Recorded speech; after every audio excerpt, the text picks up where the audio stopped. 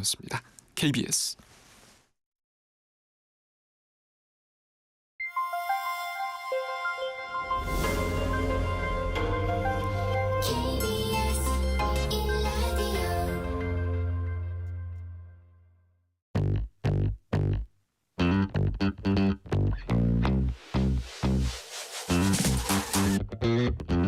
KBS 1라디오 뉴스레터 K.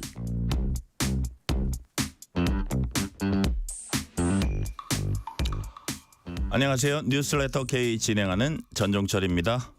경북 산불 발생 149시간 만에 주불이 진화됐다고 정부가 밝혔습니다. 잔불 정리에 총력을 기울여야겠습니다.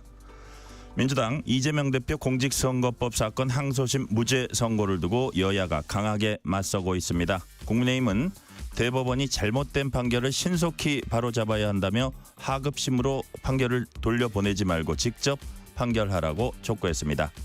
민주당은 법리에 따른 정의로운 판결이었다며 여당이 판결에 불복하고 법치주의를 훼손하고 있다고 비난했습니다.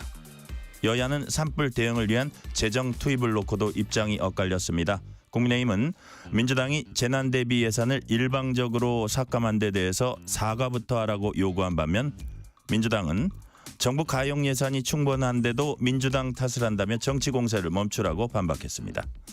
헌법재판소가 오늘도 윤석열 대통령 탄핵 심판 선고기를 지정하지 않으면서 선고가 4월로 넘어갈 가능성이 커졌습니다.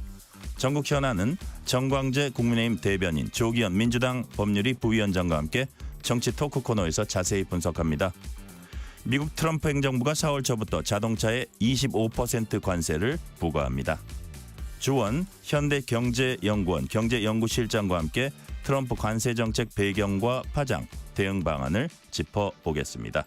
문자샵 9730, 짧은 문자 50원, 긴 문자는 100원, 어플리케이션 콩으로 보내시면 무료입니다. 유튜브 KBS 1라디오 계정 채팅으로도 얘기 나누실 수 있습니다. 문자 보내주시면 추첨을 통해서 커피 쿠폰 보내드릴 테니까요. 여러분의 이야기도 많이 들려주세요. 뉴스레터 K 지금부터 시작합니다.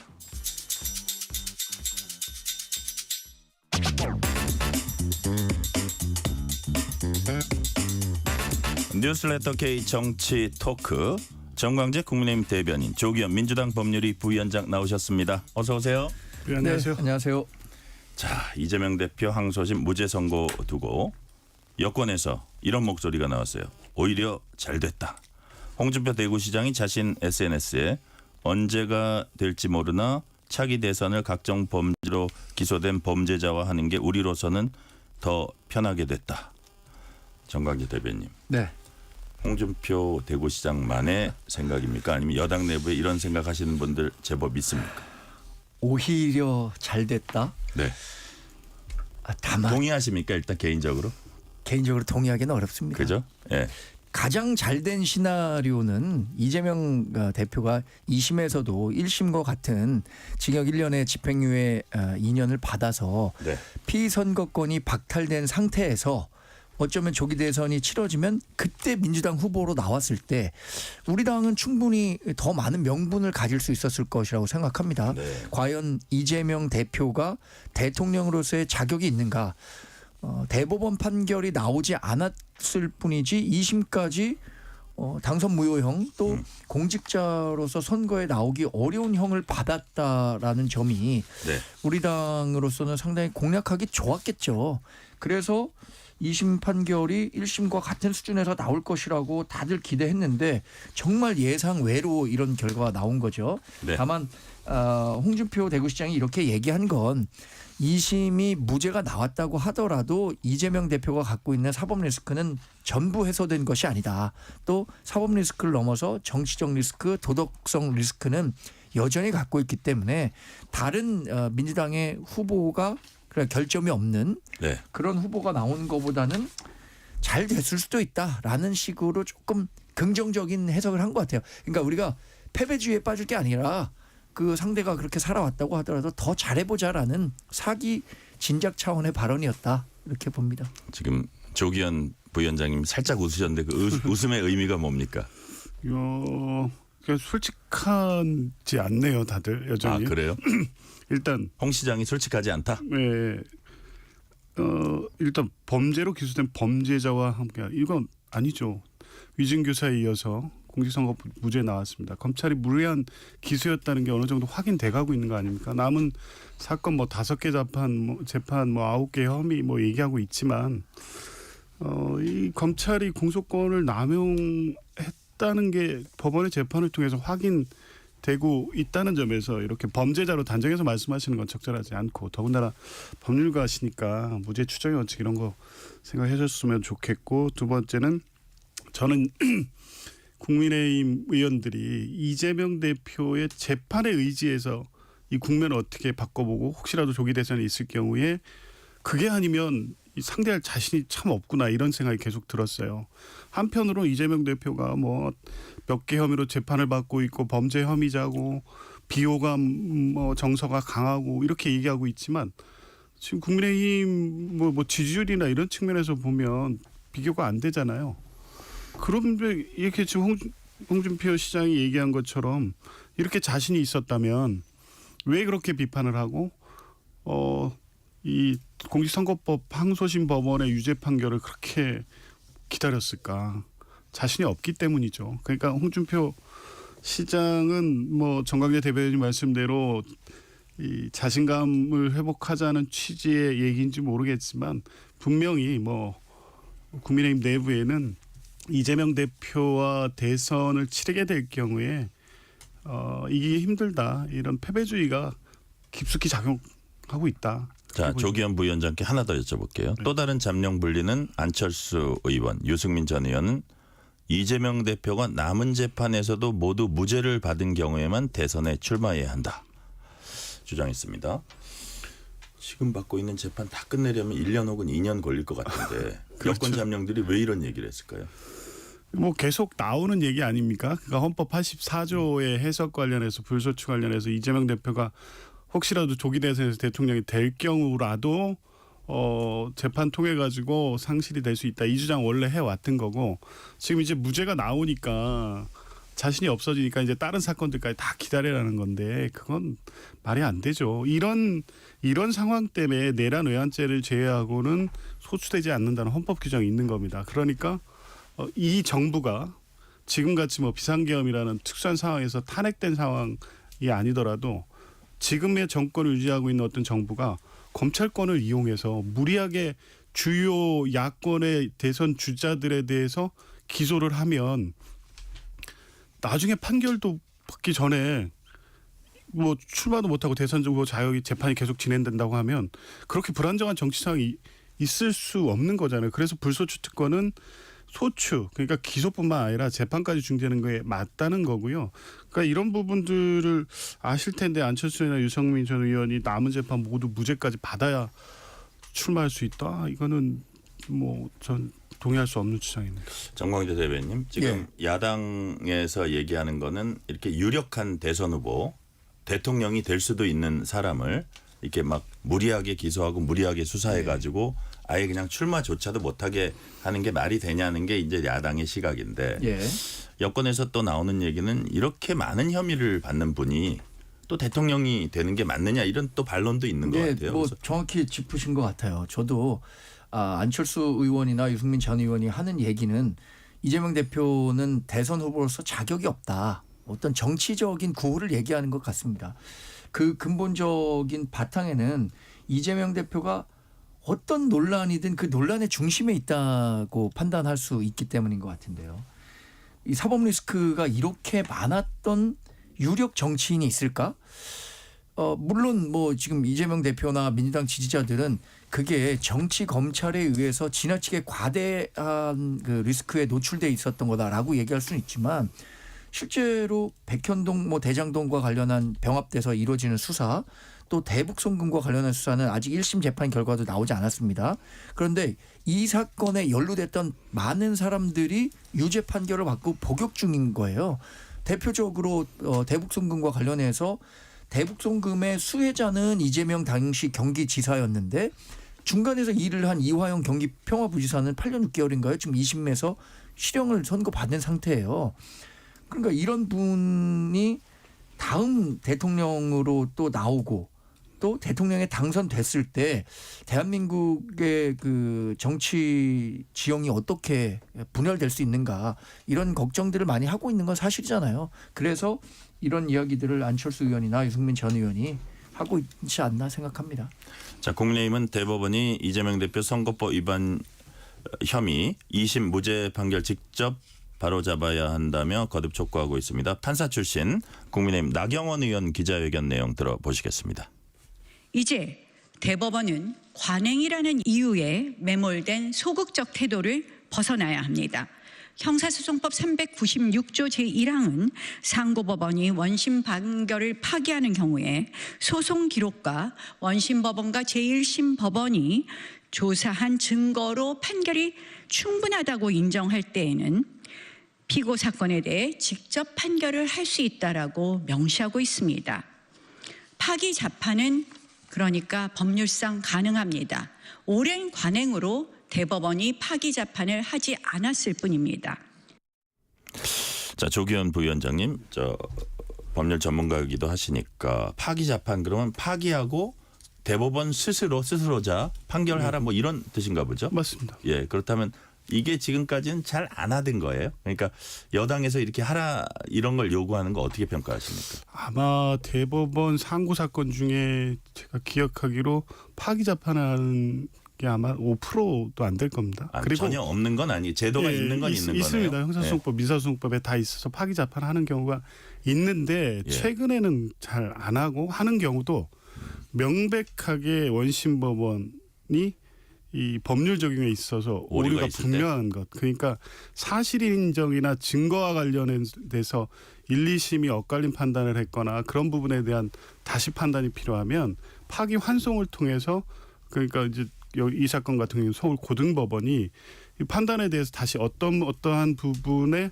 판단이 위법해 보이므로 이렇게 하면 이제 유죄 취지 파기환송, 무죄 취지 파기환송 이런 경우가 있죠. 지난번에 2018년에 이재명 대표 공직선거법 사건은 1심 무죄, 2심 일부 유죄, 대법원이 다시 파기환송했습니다. 그거는 일부 유죄로 판단한 항소심 법원의 그 취지가 잘못됐다고 그래서 전부 무죄 취지로 파기환송을 하는 거죠. 그러면 그렇게 파기환송되면 거의 그대로 확정이 됩니다.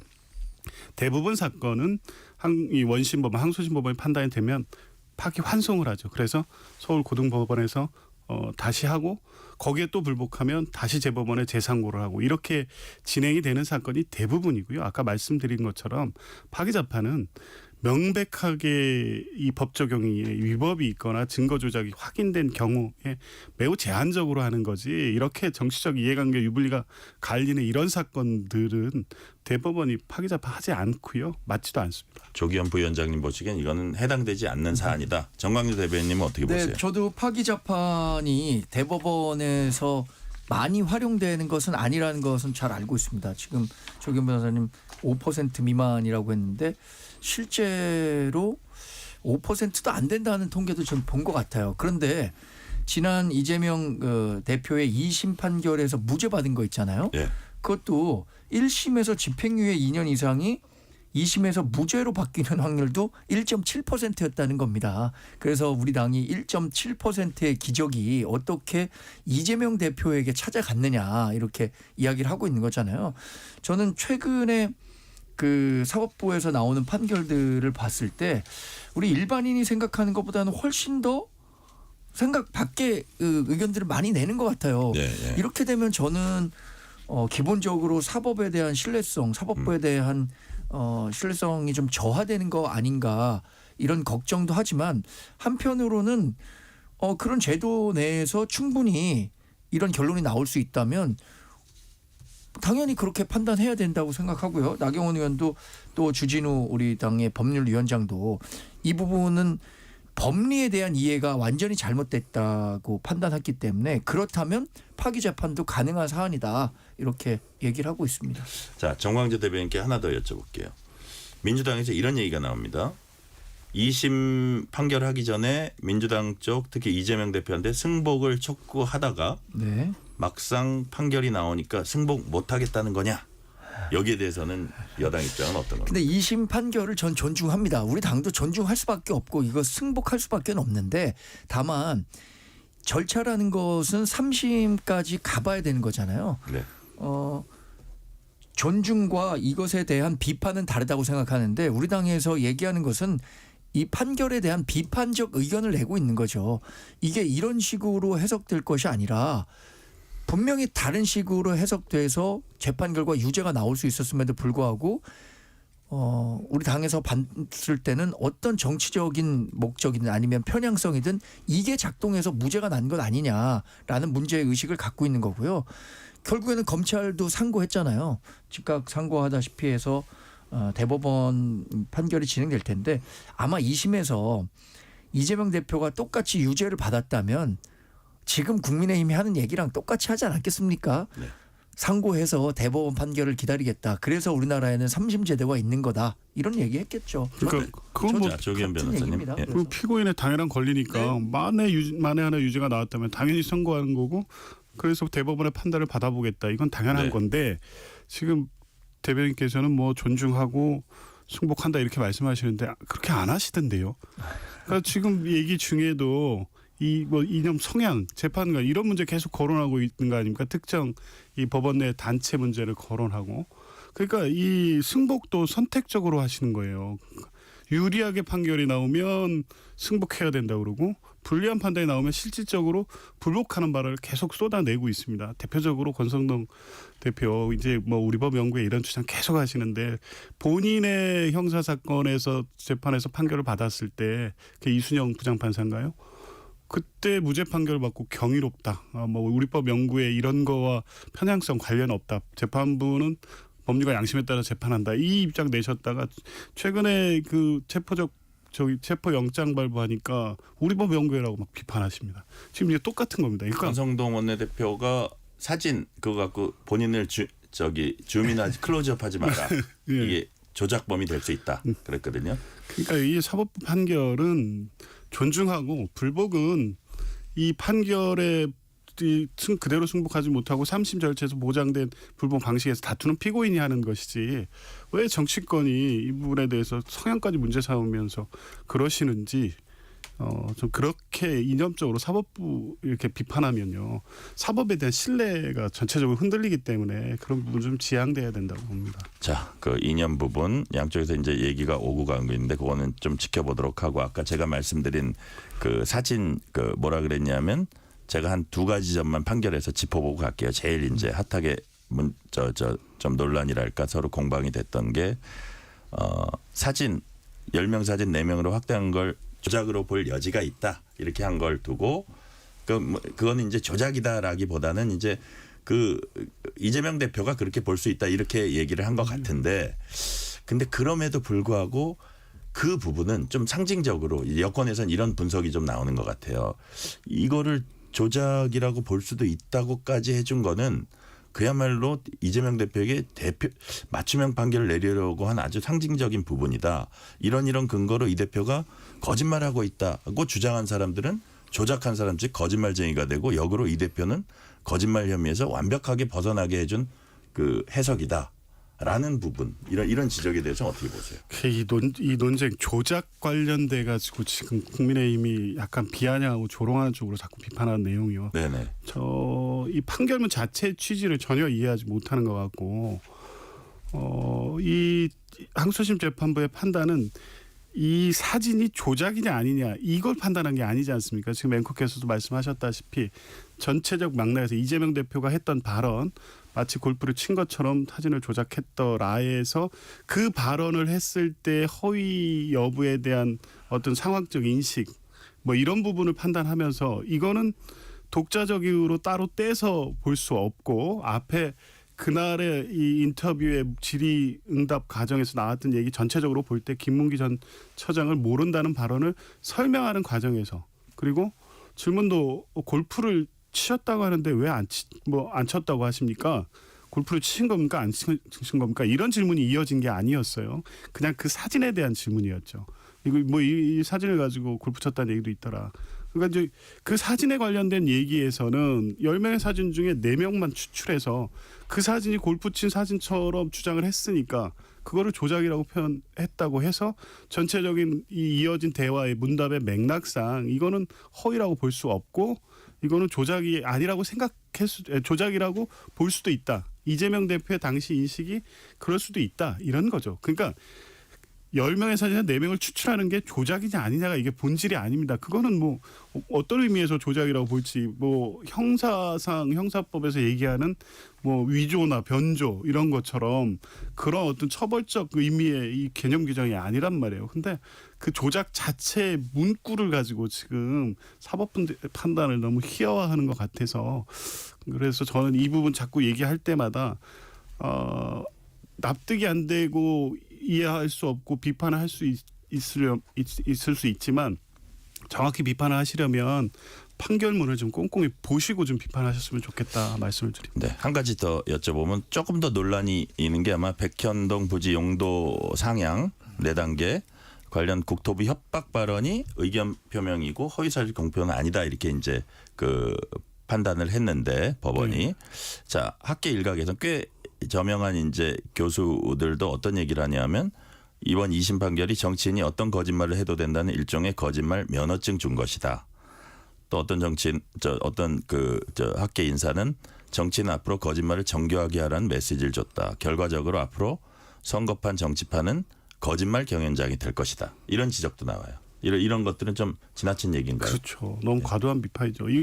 원래 허위사실 공표죄의 법원은 대법원을 비롯해 하급시 법원도 다 똑같이 판단하고 있는데요.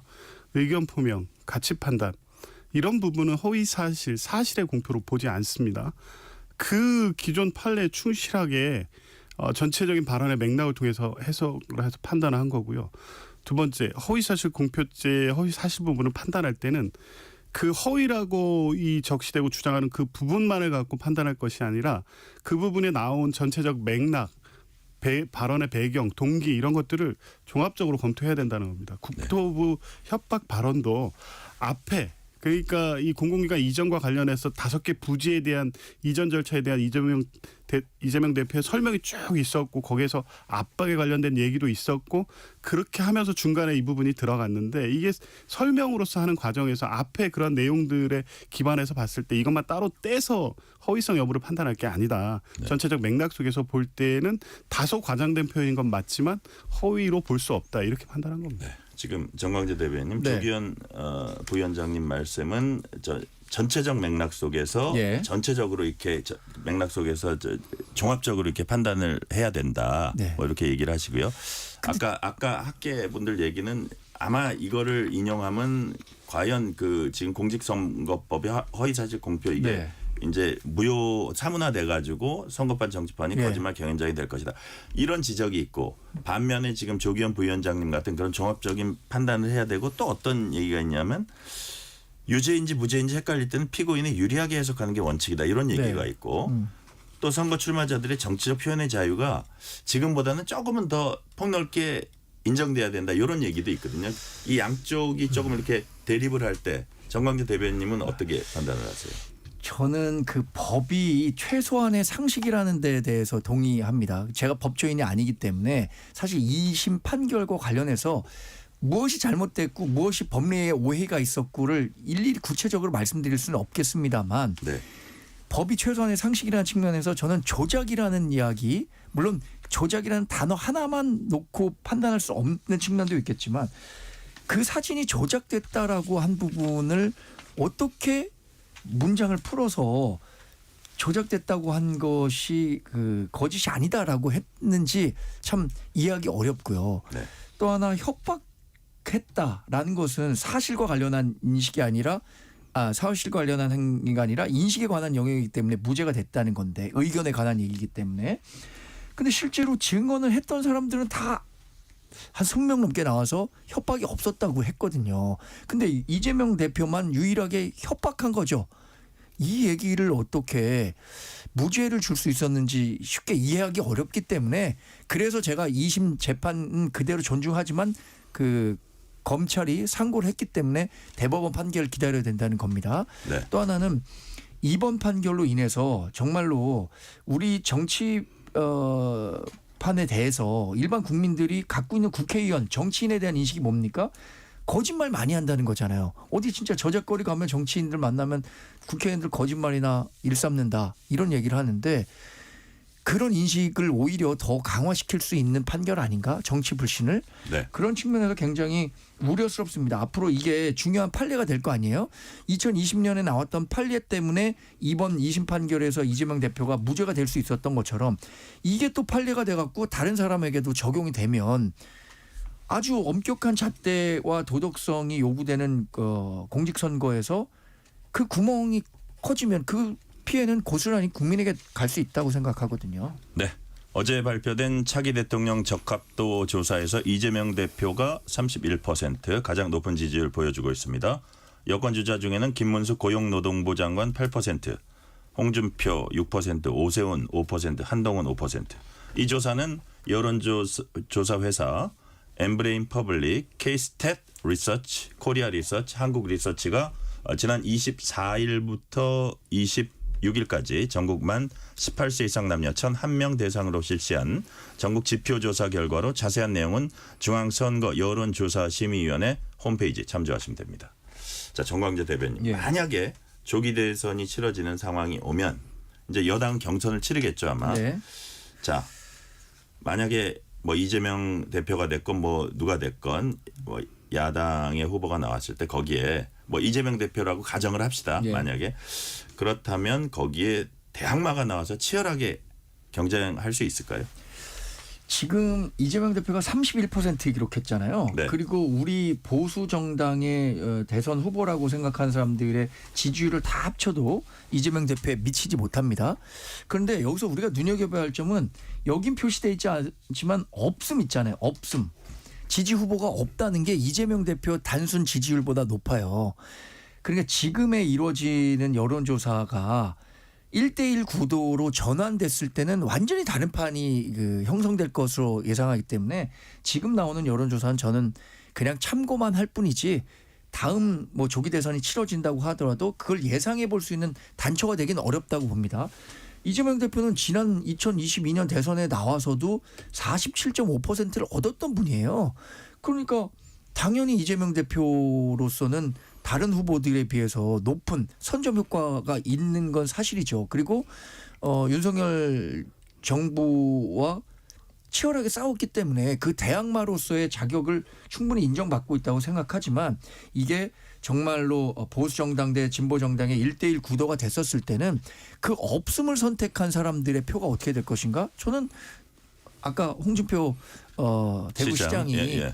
사기 진작 차원에서 오히려 잘 됐다 이렇게 얘기한 것도 있지만 우리가 뭐 지나친 패배주의는 경계해야 하고요. 그 없음을 선택한 사람들의 표심을 잘 설득해서 얻을 수 있다면 다음 대선도 해볼 만하다고 생각합니다. 조기현 부위원장님, 만약에 조기 대선 펼쳐졌을 때 사법 리스크를 일단 던 게 큰 힘이 될까요?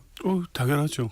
어쨌든 뭐 이 전통적으로 이재명 대표나 민주당을 지지하는 층은 이게 검찰이 무리한 기소에 의한 것이라고 판단을 하고 뭐 그런 상황과 관계없이 적극적 지지를 유지를 하겠지만 실제 뭐 지금 상황은 좀 다르기는 합니다만 대선이 1대1 구도로 되면 늘 51대 49의 싸움이기 때문에 네. 중도층이 중요한 문제였죠. 그런데 여전히 의심을 갖고 있거나 이재명 대표가 대통령이 되는 경우에 이런 문제가 혹시 더 다시 불거지는 거 아니야? 이런 우려가 있을 수 있는 중도층 유권자들한테는 그 불확실성을 확실히 제거했기 때문에 분명히 뭐 조기 대선이 된다고 하면 더 이제 지지율 상승을 할 수 있는 추동력이 생긴 거죠. 요 질문은 시간 좀 많이 됐으니까 짧게 하나 여쭤볼게요.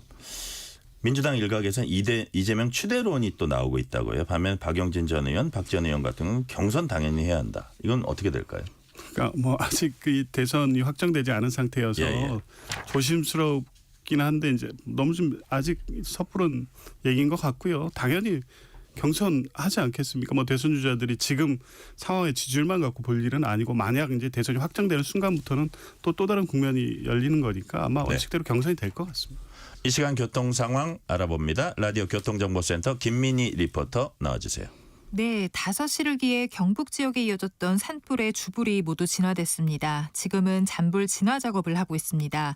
여전히 고속도로 통제는 계속되고 있는데요. 청주 영덕고속도로에서는 동상주 나들목에서 영덕 나들목 사이 105km 구간, 또 중앙고속도로에서는 의성 나들목에서 예천 나들목 사이 50km 구간이 전면 통제되고 있습니다. 미리 5번 국도 등으로 우회해서 지나시기 바랍니다. 금요일인 만큼 퇴근 정체가 일찍부터 길게 이어지고 있습니다. 부산 외곽고속도로 기장 쪽으로 대간분기점 부근 1, 2차로와 더 가서 김해 가야 부근 1차로에서는 각각 사고를 처리하고 있습니다. 중부 내륙고속도로 양평 쪽으로 문경 2터널 부근 1차로에서도 사고가 났고요. 호남고속도로 천안 쪽으로 동광주 부근 1차로에서도 사고를 처리하고 있습니다. 호남고속도로 지선 대전 쪽으로 논산 부근 2차로와 갓길에서도 사고가 나면서 이 일대 3km 구간에서 정체입니다. 그 밖에 광주 원주고속도로 광주 쪽으로 산북터널 안 1차로에서도 사고를 처리하고 있습니다. KBS 교통정보센터였습니다. 퇴근길 당신과 함께 읽는 세상 이야기 KBS 일라디오 뉴스레터 K.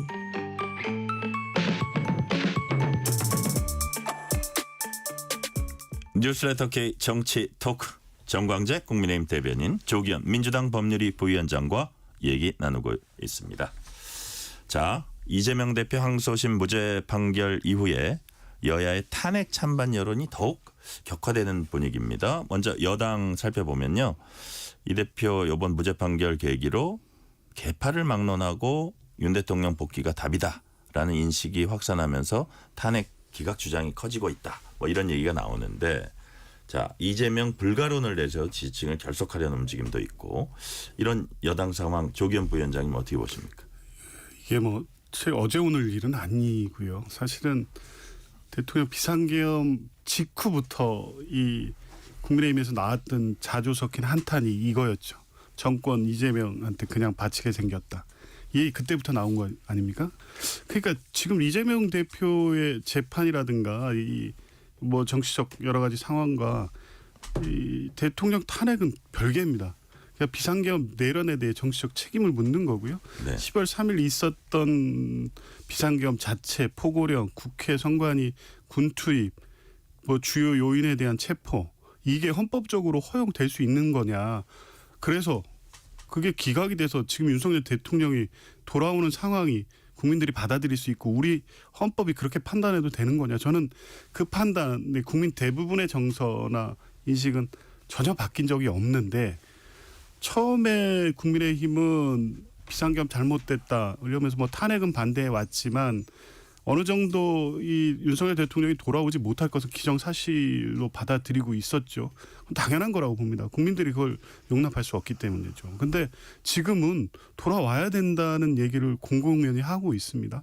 그게 그 주장이 정치적 이해관계로는 가능하지만 정말 윤석열 대통령이 탄핵에 이를 정도의 행위를 안 했다고 보는 건지 그리고 실제 돌아와서 12월 3일과 같은 행위를 또 한다고 해도 그럼 국민의힘은 그건 헌법적으로 법적으로 다 허용될 수 있는 거니까 우리 사회가 그렇게 가도 된다고 지금 주장을 하는 건지 전 매우 부적절하고 국민들께서 이 부분을 어떻게 받아주실까요? 저는 걱정입니다. 지금 조기현 부위원장께 제가 드린 질문이요. 정광재 대변인. 윤 대통령 복귀가 답이다. 이게 사실 박정훈 의원 그 SNS 글 그거를 포함해서 몇 가지를 이제 뭉뚱그려서 질문 드린 건데 지금 이를 둘러싼 여당 분위기 어떻습니까? 이게 지금 조기현 변호사님 말씀하신 것처럼 이재명 대표의 2심 재판과 윤석열 대통령의 탄핵 재판은 법리적으로 쟁점이 되는 건 하나도 같은 게 없는 거예요. 완전 별개의 사안입니다. 그런데 기각과 각하에 대한 가능성이 더 커졌다라고 하는 것은 여기서 힌트를 얻을 수 있을 것 같습니다. 법을 엄청나게 엄격하게 적용한다는 거죠. 2심에서 이재명 대표에 대해서 판단할 때 전체 맥락을 보지 않고 단어 하나하나 문장 하나하나를 쪼개갖고 이것은 그래갖고 인식의 문제고 의견의 문제이기 때문에 죄를 물을 수 없다라고 한 거잖아요. 네. 그런 잣대를 헌법재판소에서 똑같이 윤석열 대통령에 적용한다면 절차적 정당성 그러니까 탄핵소추의 동일성이 깨졌기 때문에 탄핵소추안이 처음에 그 나온 것들 이용할 수가 없다는 거잖아요. 그런 부분들 이런 그 근본적인 문제로 들어가면 기각과 각하의 가능성이 커졌다는 예측을 하는 거고 네. 정치적으로 하는 메시지는 일종의 희망이라고 봅니다. 우리 당이 갖고 있는 희망사항이 반영된 이야기를 하고 있는 거죠.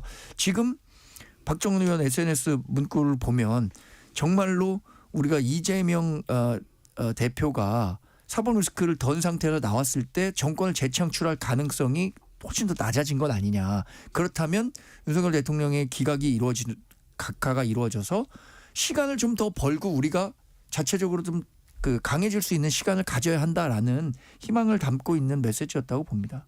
네. 자, 오늘도 윤 대통령 탄핵 선고 일정 선고 기일 나오지 않았습니다. 그래서 이제 4월로 넘어가는 게 거의 기정사실화되고 있는데 문영배 이민선 주 재판관 퇴임일 4월 18일 그렇다고 치면은 4월 4일 금요일이 가능성이 높다고 치면 4월 4일, 4월 11일 지금 얘기 나오고 있고요. 자, 지금 조기현 변호사님 예. 뭐 이런 얘기가 또 일각에서 그러니까 왜 이렇게 아니 헌재도 무슨 뭔가 사정이 있어서 안 내리지 않을까 싶은데 그게 뭐 이렇게 어떤 디테일을 다듬는 과정인지 아니면 심지어는 뭐 5대 3으로 지금 갈려가지고 뭐 못하고 있다 이런 얘기도 관측도 일부 있어요. 그 정확한 건 아무도 모릅니다. 그렇죠. 그 안에 있는 분들 빼놓고 아무도 모르고 보안은 되게 철통 보안인 것 같은데 자 5대 3으로 의견이 나눠서 결론을 못 내고 있다는 관측이 뭐 여권에서 좀 있고 민주당 박주민 의원은 재판관 한두 명이 별개 의견을 쓴다고 시간을 끌고 있어서라고 분석했습니다. 어느 쪽이 더 설득력이 있다고 보세요? 일단 금요일만 되면 피곤하네요. 그래서 아니 뭐 다음 주- 금요일 고정 출연 있으니까 어쩔 수 없어요. 네, 다음 주 언제 나올까를 지금 한 달째 예측하지만 다 틀렸고 그러니까 아유. 그러니까 진짜 또- 청취자들한테 미안하네. 그러고서 또 금요일이 되면 다음 주에는 나올까에 대한 또 얘기를 하는데 그러니까요. 이 역시 지금 의미 저도 이 없는 질문하면서 괴로워요, 사실은. 네. 그런데 진짜 모르는데 양상이 좀 바뀐 건 분명해 보입니다. 이게 이렇게까지 지체될 일이 아니다. 그러니까 비상계엄의 위헌 위법성에 대한 실체적 절차적 문제 뭐 정광래 대변인 지적을 했지만 그건 이미 박근혜 대통령 선례에서 정립된 내용이고 절차 진행과 관련돼서는 이미 재판 진행하는 과정에서 재판관 평의를 통해서 이 증거 채택 관련해서도 형사사건과 달리하고 헌법재판과 형사재판은 분명히 다르다는 것도 정리했고 이 내란죄 철회 부분에 관련해서도 헌법재판소가 뭐 이 부분은 지난 2017년 박근혜 대통령 사건 때도 정리된 내용이고 이런 거 종합해 보면 지금 혹시나 이런 문제 제기 절차적으로 소추 동의성이라든가 형사 증거주의 이 문제에 대해서 이견을 갖고 각하 기각 의견을 내고 있어서 설득 시간이 필요하다. 저는 여전히 그렇게 보지는 않고요. 네. 결론에 대한 의견은 정리돼 있고 근데 객관적으로 여러 사건이 지금 중첩돼서 진행된 문제는 분명히 있고 네.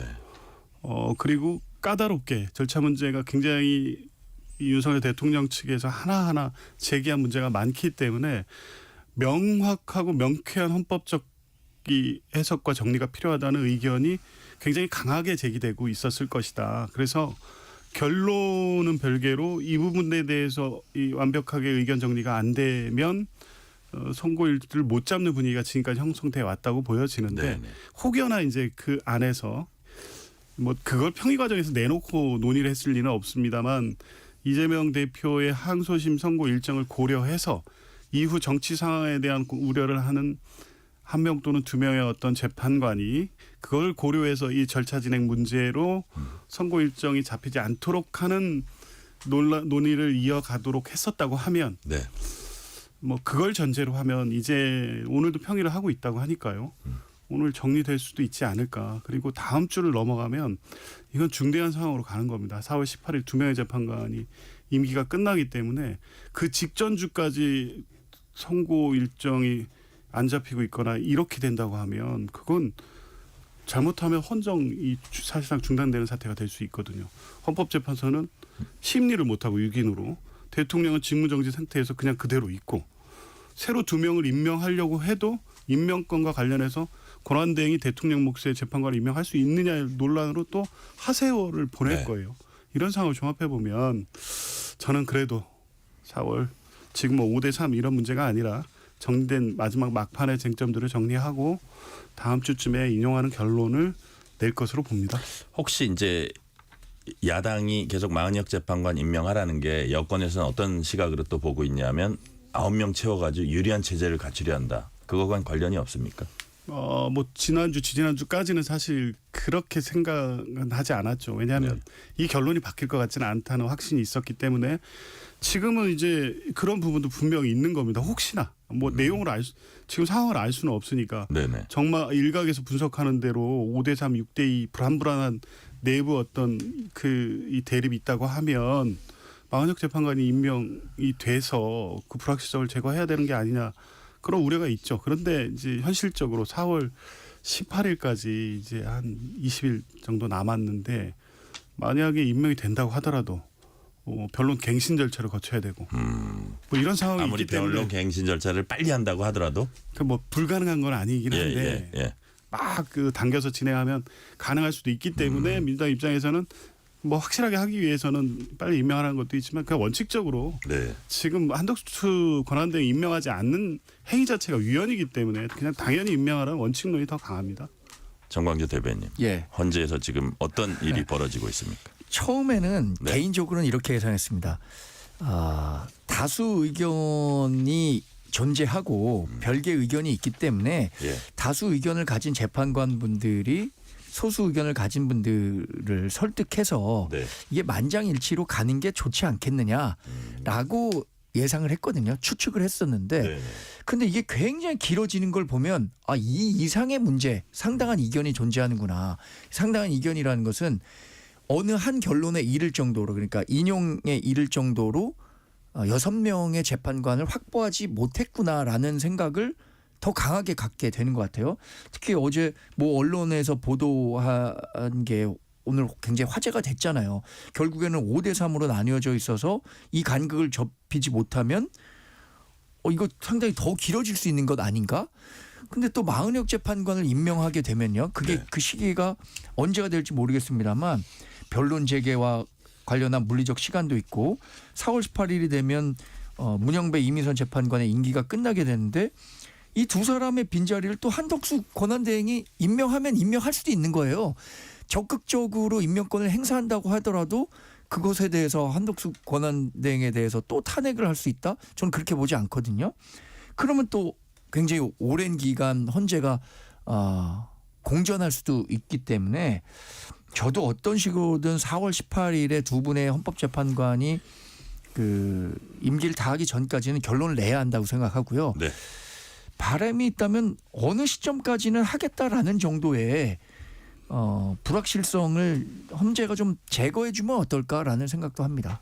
네, 역대 최악의 산불 피해로 여야 모두 정부의 재정 투입이 시급하다는 데 뜻을 모으고 있습니다. 다만 추경에 있어서 재원 조달에 있어서 미묘한 입장차를 보이고 있습니다. 먼저 민주당 이재명 대표 얘기부터 들어보시겠습니다. 지금 현재 산불 대책에 사용될 수 있는 고가 예비비는 총 4조 8,700억 원이 이미 있습니다. 무슨 예산이 부족하다고 합니까? 이 중에 이 4조 8,700억 원의 예비비 한 푼이라도 쓴 거 있습니까? 이 엄청난 예산을 남겨놓고 쓰지도 않으면서 일상적인 예산만 집행하고 있으면서 무슨 예산이 부족하다고 거짓말을 합니까?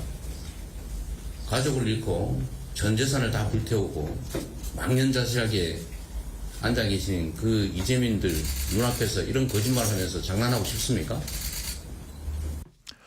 자, 정광재 대변인, 예. 지금 이재명 대표 이 얘기는 일단 지금 이 재해가 산불 재해가 크게 벌어지니까 이제 예산 얘기를 하면서 정부 여당 쪽에서 특히 이제 여당 쪽에서 재난 대비 예산 일방적으로 삭감한 데 대해서 사과부터 하라 이러니까 민주당 특히 이재명 대표는 지금 정부 가용 예산 뭐 4조 넘게 충분히 있는 걸로 알고 있는데 마치 민주당 때문에 못하는 것처럼 이렇게 막 정치 공세를 벌인다 이런 얘기거든요. 이 부분은 어떻게 보세요? 오늘 우리 당이 이례적으로 이재명 대표가 한 발언에 대해서 입장문이라는 걸 발표했습니다. 그런가요? 입장문을 통해서 하나하나 이재명 대표가 했었던 것들에 대해서 반박했는데 처음에 4조 8천억 원의 예비비를 했는데 이게 일방적으로 삭감돼서 2조 4천억이 된 건 다 알고 계실 거예요. 네.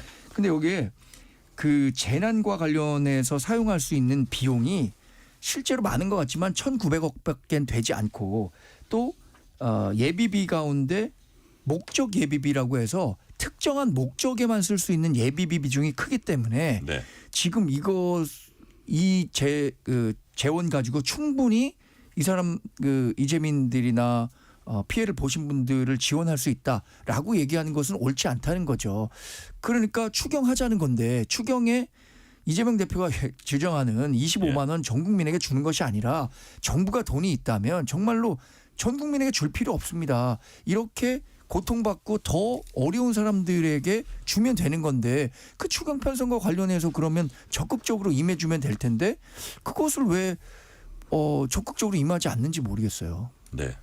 자, 조기현 부위원장님 어떻게 지금 정 대변인 말씀에 대해서 어떤 반박하시겠습니까? 쓸 돈이 없으면 추경 편성해야 되는 건 맞죠.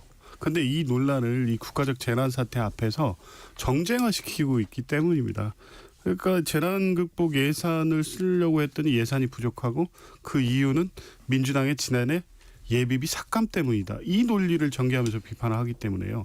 그런데 들여다보니까 뭐 4조 8,700억이 전체 지금 쓸 수 있는 돈인지는 뭐 기재부가 지금 확인을 하고 있는데 네. 분명하게 확실히 말씀드릴 수 있는 거는 행안부하고 산림청에 재난 예산이 편성돼 있는 게 있습니다. 일단 그거 써야죠.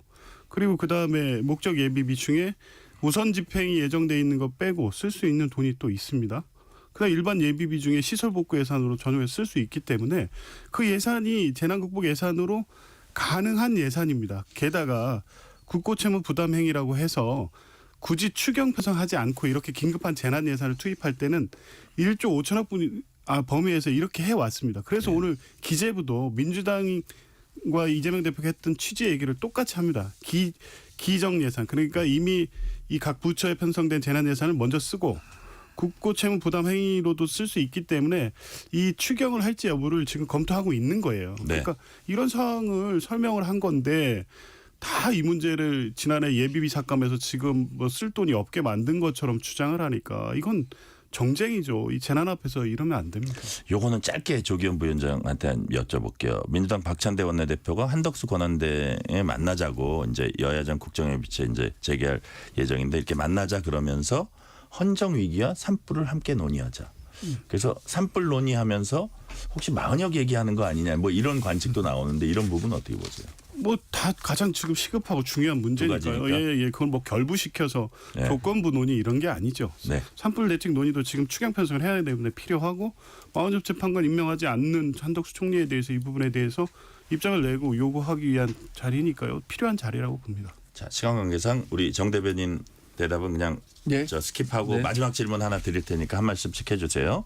한국교육방송공사 EBS 신임 사장으로 신동호 전 MBC 아나운서가 임명됐습니다.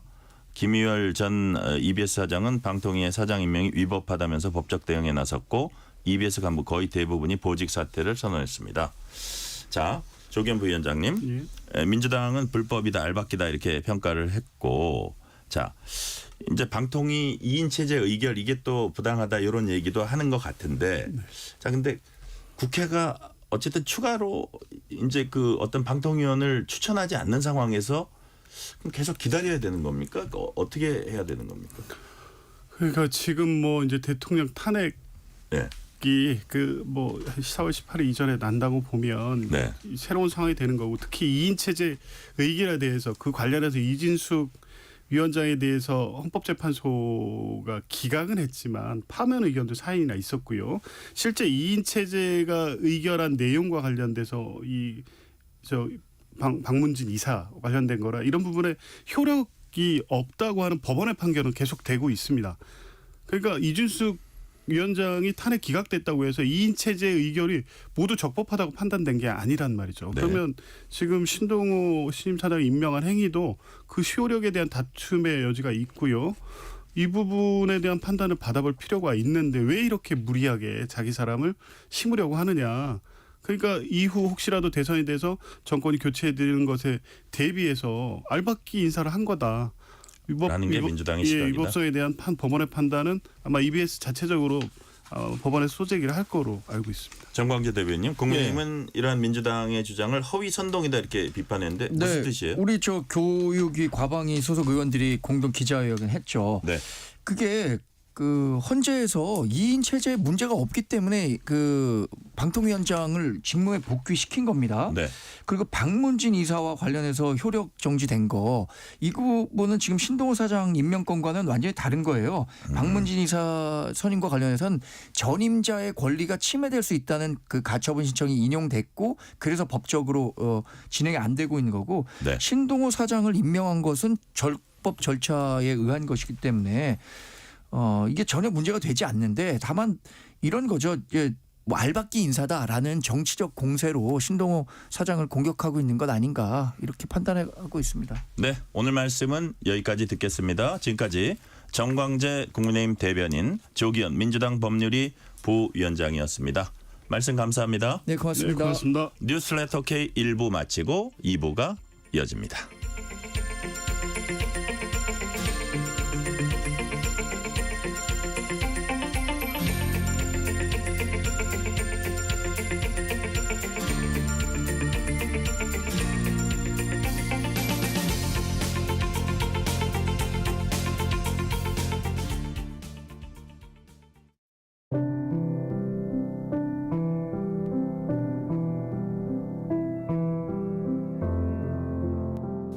KBS 라디오 연중기획 희망충전 대한민국 631번째 이야기.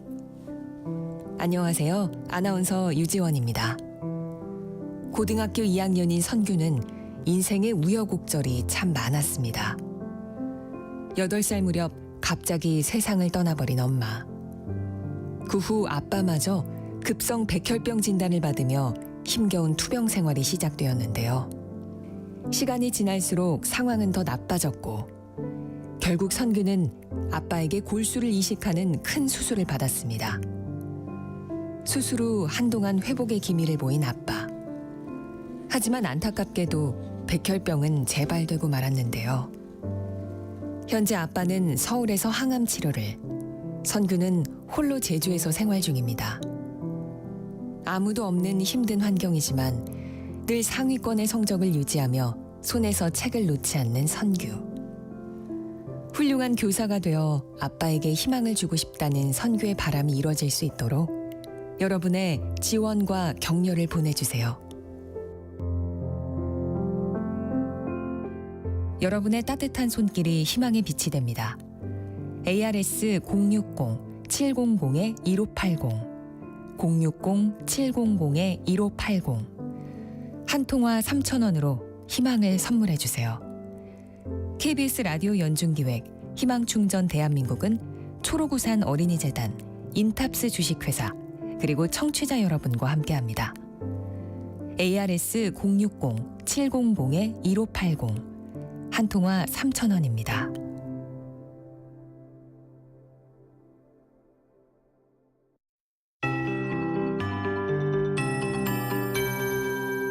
KBS 58분 날씨.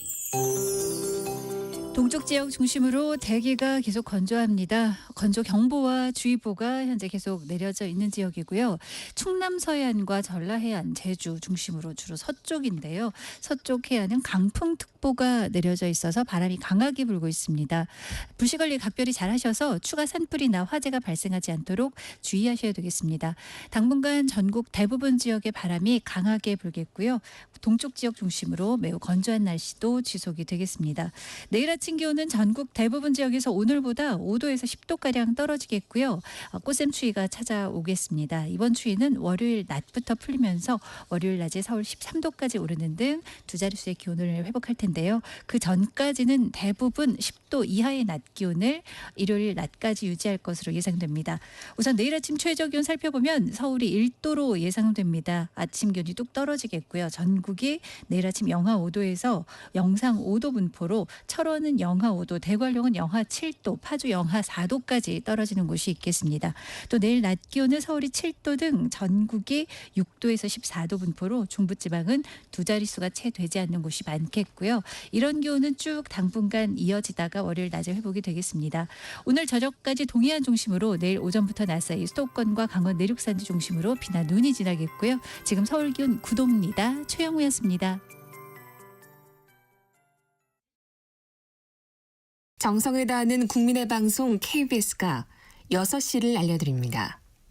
AM 711kHz, FM 97.3MHz, KBS 1라디오입니다. HLKA.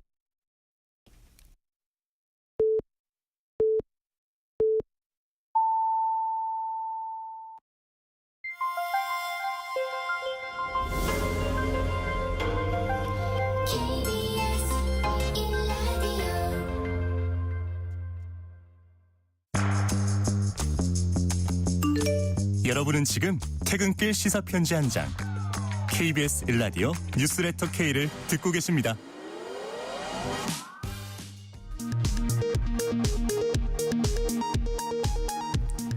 이 시각 라디오 정보센터 뉴스입니다. 산림청은 오후 5시 경북 영덕, 의성, 안동, 청송, 영양 산불의 주불 진화를 완료했다고 밝혔습니다. 발생 149시간 만입니다. 다만 경남 산청은 여전히 진화 중으로 진화율은 93%입니다. 울산 울주 산불은 어제 저녁에 주불 진화가 완료됐습니다. 중앙재난안전대책본부는 이번 산불로 28명이 숨지고 9명이 중상, 28명이 경상을 입는 등 모두 65명의 인명피해가 났다고 밝혔습니다. 대피 주민 중 2,400여 세대 8천여 명은 아직 귀가하지 못했다고 전했습니다. 경상북도가 산불 피해 5개 시군의 이재민 27만여 명에게 1인당 30만 원의 긴급재난지원금을 지급하기로 했습니다. 또 소상공인과 중소기업인을 위해 저금리의 경영운전자금도 지원합니다.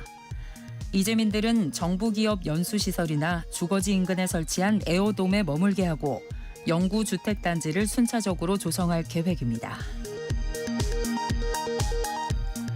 더불어민주당 이재명 대표의 선거법 사건 항소심 무죄 선고를 두고 국민의힘에서는 대법원이 직접 판결을 바로잡아야 한다며 원심 파기 후 사건을 돌려보내지 않고 직접 판결하는 파기자판 촉구의 목소리가 커지고 있습니다. 민주당은 여당의 판결 불복이라고 반발하면서 대법원 선고도 무죄를 확신한다고 주장했습니다. 대한의사협회는 의대생의 판단과 결정을 존중해야 한다고 밝혔습니다. 다만 제적으로 몰아붙이는 것은 부당하다고 주장했습니다. 지금까지 라디오 정보센터 뉴스 편유희였습니다.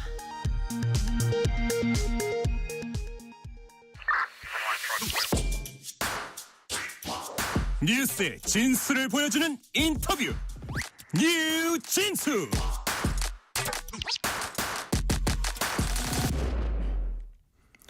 대한민국 핵심 수출 상품 자동차가 트럼프 미국 대통령이 쏘아올린 관세 전쟁 여파로 직격탄을 맞게 됐습니다. 미국이 미국 시각 다음 달 3일부터 수입차에 25% 관세를 부과하기로 했기 때문입니다. 자동차 관세 파장과 대응 방안, 주원 현대경제연구원 경제연구실장과 자세히 살펴보겠습니다. 주원 실장님 어서 오세요. 네, 안녕하십니까.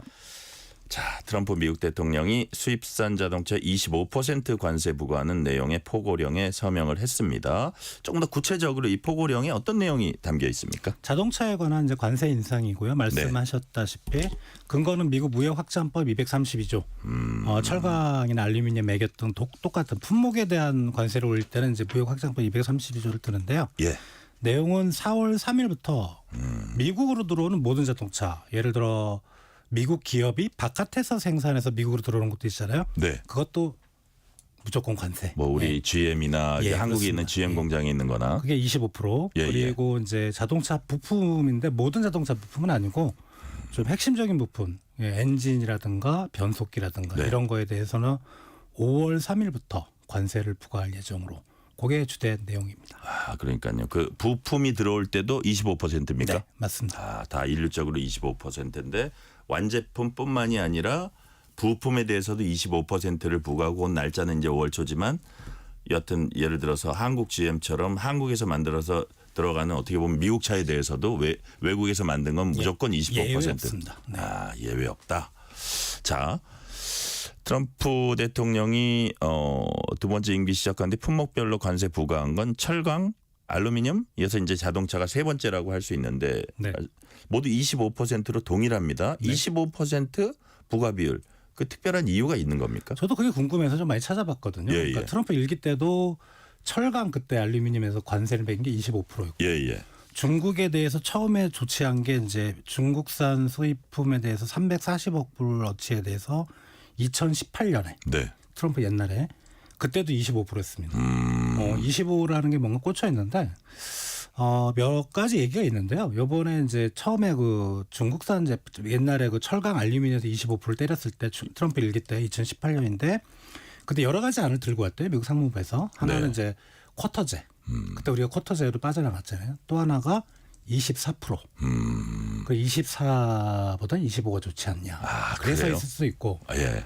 또 하나는 이제 트럼프가 옛날에 부동산 회사를 경영할 때 지금은 이제 미국 미식 축구 리그가 있는데 그때 마이너 리그까지 있었나 봐요. 예, 예. 그 마이너 리그를 인수를 할 정도로 미식 축구 광이었는데 마이너 리그 하는 그 구단을 그래서 인수했다 그거를 이거죠. 이제 메이저리그로 올리겠다고 이제 인수를 했는데 구단주가 됐었는데 구단이 아닌 그 협회에 협회요. 운영하는 그런데 이제 미식 축구 광인데 미식 축구가 4쿼터로 돼 있습니다. 예, 예.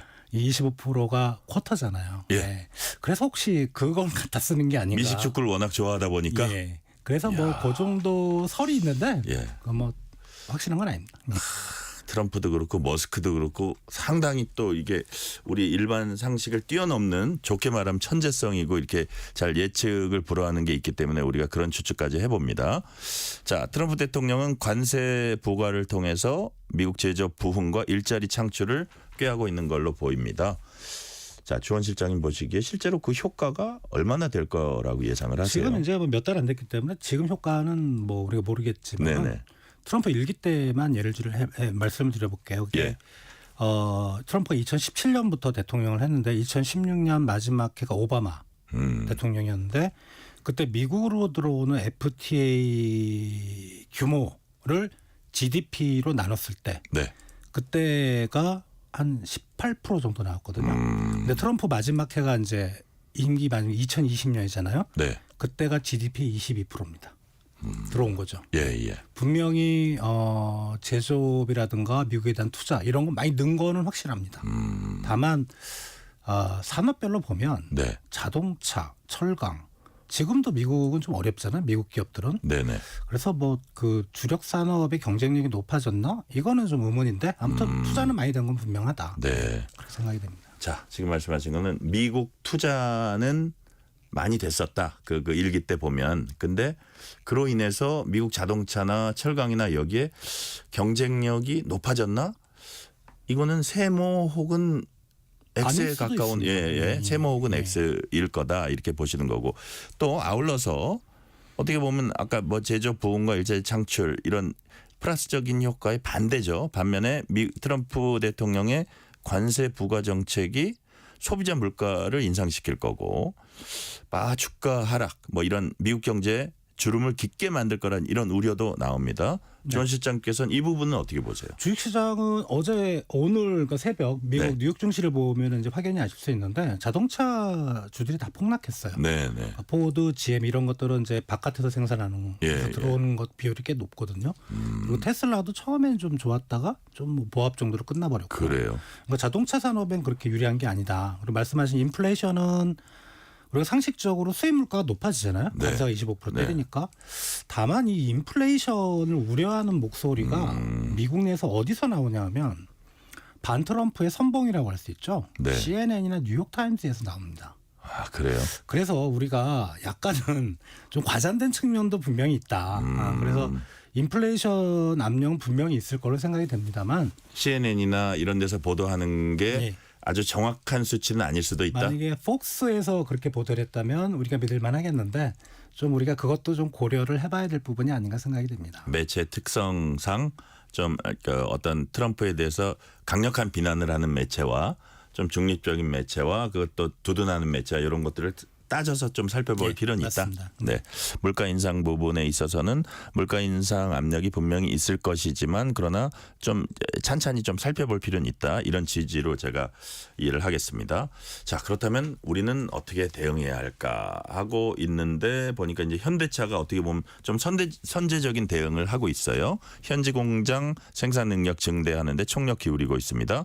정의선 회장이 31조 원 투자 계획 백악관에서 밝혔고 미국 조지아주에 첨단 공장 준공했습니다. 막 로봇 위주로 해가지고 그럼에도 불구하고 뭐 8,500명인가 10,000명 가까이 고용할 수 있다고 하던데 더구나 미국 현재 현대 제철 공장도 또 짓기로 했어요. 거기서 이제 철강을 공급하겠다는 거겠죠. 자동차용.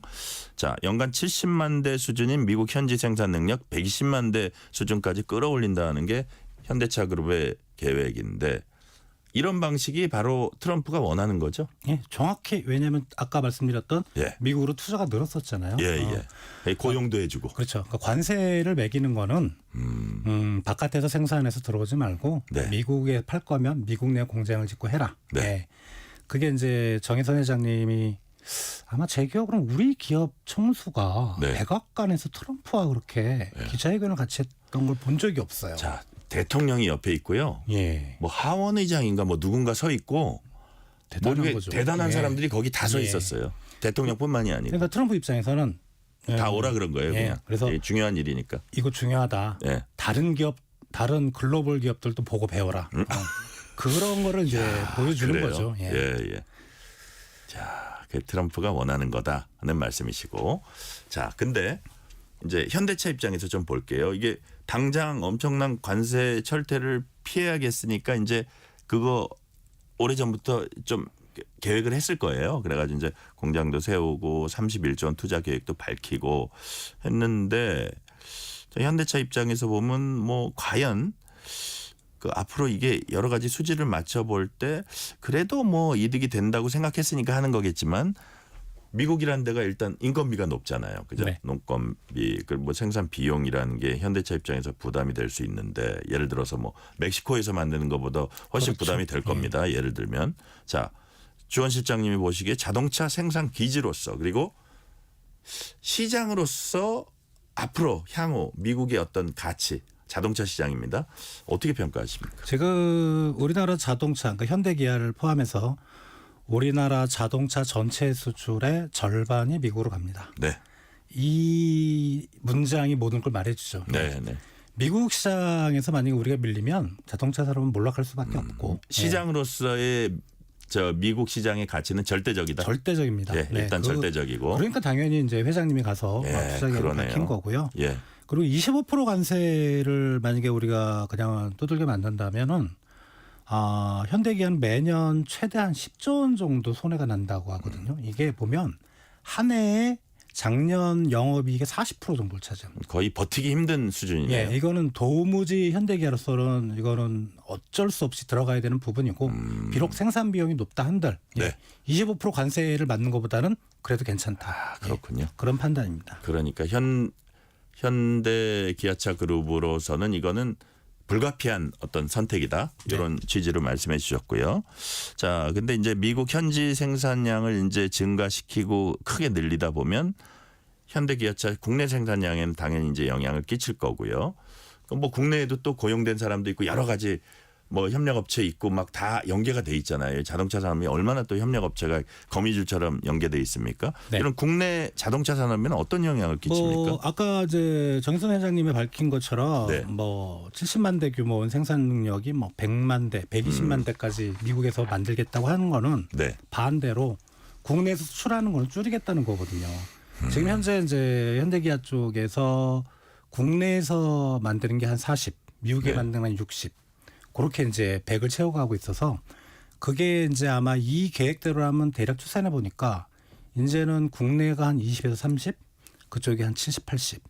그쪽으로 어떤 그 미국 시장의 수요를 미국 내 생산으로 아마 커버하는 비중이 높아지고 네. 그 말은 이쪽 공장이 안 돌아가면 근로자가 필요가 없고요. 네. 그리고 우리 정부에 법인세를 낼 이유도 없죠. 예, 그러니까 그쪽에 미국 사람을 고용하고 그쪽 미국 정부에 세금을 내고 이거로서는 이 말은 이제 우리 경제는 마이너스다 분명히. 그렇죠. 예, 그렇게 생각이 됩니다. 그렇죠. 우리도 이제 내수도 있지만 우리의 그 근로자들이 임금 받고 다녀야 되는 근로자도 있고 또 이제 그 자동차 부품을 공급하는 협력업체도 있기 때문에 좀 연쇄적인 영향이 있을 것 같다는 말씀이시고, 자, 미국 브랜드 GM 같은 곳은 우리나라에서 생산한 물량을 상당수 수출을 해왔습니다. GM 부평 공장, 르노 코리아 부산 공장 이번 포고령 이제 적용을 받는다고 아까 말씀을 하셨는데, 그럼 국내에서 생산되는 해외 자동차 브랜드들은 뭐 어떻게 대응을 해 나갈까요? 이런 경우에. 국내에서 이제 미국 시장 향 글로벌 기업은 거의 GM이 유일하고요. 그렇군요. 그런데 이제 그 우리나라 현대기아가 미국으로 수출하는 물량 기준으로 대수 기준으로 한 8, 90만 대 되는 걸로 알고 있는데 GM이 미국으로 가는 게 40만 대입니다. 네. 상당히 크죠. 그러네요. 그러니까 GM이 국내 한국 공장 지금 창원하고 부평 공장이 있는데 거기서 생산하는 거에 85%가 미국으로 갑니다. 그럼 지금 어떻게 될까요? 그 40만 대는? 이 숫자로 보면 예. GM은 공장 철수할 수밖에 없어요. 그죠. 그걸 25% 두드려 맞으면서 들어가지는 않을 거 아니에요. 그리고 이 국내에서 생산돼서 미국으로 하는 그 차급이라고 할까요? 보면은 서민들용이거든요. 네. 좀 저가. 예. 고가가 오히려 이제 25% 맞으면 금액이 올라가는 부분이 크지만 이게 이 가격에 대해서는 탄력성은 저가 브랜드들이 상당히 좀 심각합니다. 그러네요. 그럼 안 팔린다는 얘기죠. 네. 그래서 그런데 이제 GM 쪽에서는 좀 부인을 계속하고 있어요. 당연히 부인하겠죠. 근데 과거에 2018년에 우리 군산공장 폐쇄할 때 사실 그때 GM이 완전히 다 뺄라 그랬어요.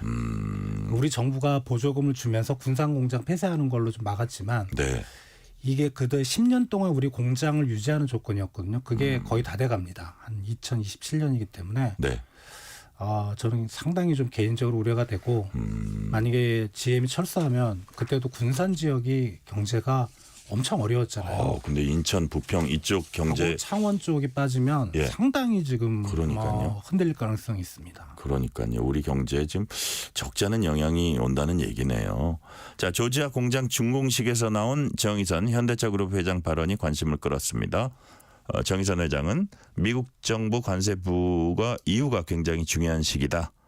관세는 국가의 문제다. 따라서 관세 발표 이후 정부 주도하에 개별 기업도 협상해야 한다고 말했습니다. 이거 무슨 뜻이에요?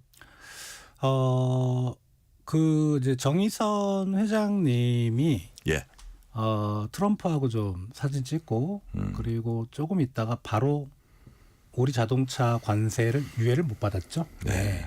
사실은 그때 이제 트럼프하고 그때 사진 찍을 때마다 트럼프가 관세도 뭐 어쩌면 뭐 면제해 줄 수 있을 뭐 그런 뉘앙스의 말도 했었는데 이게 이제 좀 약간 뭐 일본도 그런 식이잖아요. 그 총리가 트럼프 대통령 되자마자 쫓아가서 막 화기애애하고 뭐 투구도 선물하고 그랬는데 결국은 철강에서 관세 유예를 못 받았습니다. 지금 트럼프의 품목에 대한 관세 정책의 가장 핵심은 예외가 없다. 그리고 이제 정의선 회장님이 이렇게 얘기한 거는 이제 4월 2일 날 상호 관세가 있거든요. 이게 가장 비극적인 시나리오인데 예를 들어 뭐 우리 한국에 대해서 몇 프로를 뗄지는 모르겠지만 만약 10%라고 가정했을 때 25%라서 10이 될 수 있는 거예요.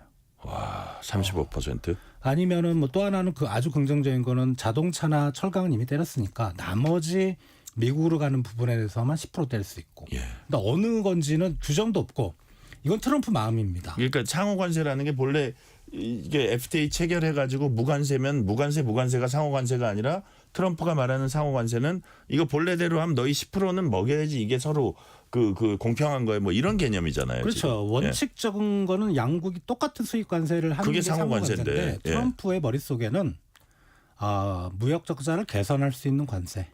이거 되게 자의적이고 무서운 개념이네요. 그래서 정말 극단적인 경우는 25%에서 10이 될 수 있거든요. 그래서 이 10 상호 관세에 대해서는 이거는 정부와 정부 간의 협상이기 때문에 아무튼 더 이상 이제 자동차 쪽으로 좀 피해가 안 왔으면 좋겠다라는 뜻으로 보시면 될 것 같습니다. 네. 자, 산업통상자원부 장차관이 여러 차례 미국 이제 다녀왔지만 뭐 장관 차원을 넘어서 조금 더 총괄적인 정책 컨트롤 타워 간의 어떤 그 소통이 있었으면 좋겠다 이런 지적도 나오는데 한덕수 대통령 권한대행이 직무에 복귀했으니까 사실 뭐 그동안 그 뭐 주미대사도 했고 통상교섭본부장도 했던가요? 여하튼 그런 쪽에 이제 전문가이기 때문에 좀 약간 더 큰 역할을 뭐 주문하는 분위기도 있나요? 그렇죠. 뭐 나가서는 뭐 대통령도 네. 빨리 좀 결정이 돼서 뭐 미국 트럼프 대통령하고 뭐 정상회담도 네네. 좋겠다라는 원론적인 이야기는 있는데 우리가 생각해 볼 게 네. 캐나다 총리가 트럼프하고 통화를 많이 했거든요. 그리고 아까 말씀드린 이시바 시게루 네. 일본 총리가 트럼프 당선되자마자 가서 화기애애하게 정상회담도 했는데 네. 두 나라가 지금 상황이 어떻습니까? 그러니까 일본이 되게 많이 실망했을 것 같아요. 예, 그래서 제가 말씀드리고 싶은 부분은 정상 간의 회담이 아무 의미가 없어요 지금. 아, 그래요? 예, 전혀 지금 제가 보기에는 회담 해봤자 그 다음에 돌아서서 그냥 때려버리면은 예, 그러니까 오히려 그 실무 차원에서 실무 차원에서 트럼프 정교하게 참모진 통상관료 예를 USTR 상무부 예. 이쪽과의 소통을 오히려 넓히는 게 우리로서는 가장 이득이지 않을까 그렇게 생각이 됩니다. 자, 이제 각국의 어떤 대응을 살펴보면서 우리를 한번 되돌아보는 이렇게라고 하는데 자. 캐나다 반발이 가장 눈에 띄어요. 보복 조치까지 공언했는데 자동차 산업에서 캐나다 브랜드가 어떤 게 있는지 제가 잘 모르겠는데 캐나다, 멕시코 이런 데는 주로 자동차 생산 기지로서 역할을 했던 거 아니에요? 캐나다는 브랜드가 없고요. 그러니까요. 뭐 있긴 있을 것도 같은데 아무튼 뭐 이게 세계적인 브랜드나 이런 건 없을 거 아니에요. 예, 그러니까 캐나다에 뭐가 문제냐면 미국 자동차하고 부품이 미국으로 하는 수입 그 비율을 보면 네. 멕시코가 가장 높아요. 멕시코가 35%인데 2등이 캐나다 13%나 됩니다. 이게 뭐냐면 그 캐나다의 이제 온타리오주라는 데가 저는 가보지 못했는데 거기에 미국 자동차 회사 포드, GM, 스텔란티스 그리고 일본 자동차 토요타, 혼다 이런 생산 공장들이 다 거기에 밀집돼 있습니다. 제가 보기엔 뭐 여건이 좋은가 봐요. 예, 그죠? 그러니까 아무래도 뭐 생산비가 좀 낮고 그럴 수 있겠죠. 예. 예. 그래서 그 부분에 대해서 이제 캐나다가 상당히 좀 신경을 곤두세우고 있고 오늘 나온 얘기는 캐나다 총리가 그런 얘기까지 했던 것 같아요. 이제 다시는 미국과 캐나다의 관계는 이전으로 상황으로 못 돌아간다. 네. 건너지 말아야 될 강을 건넜다.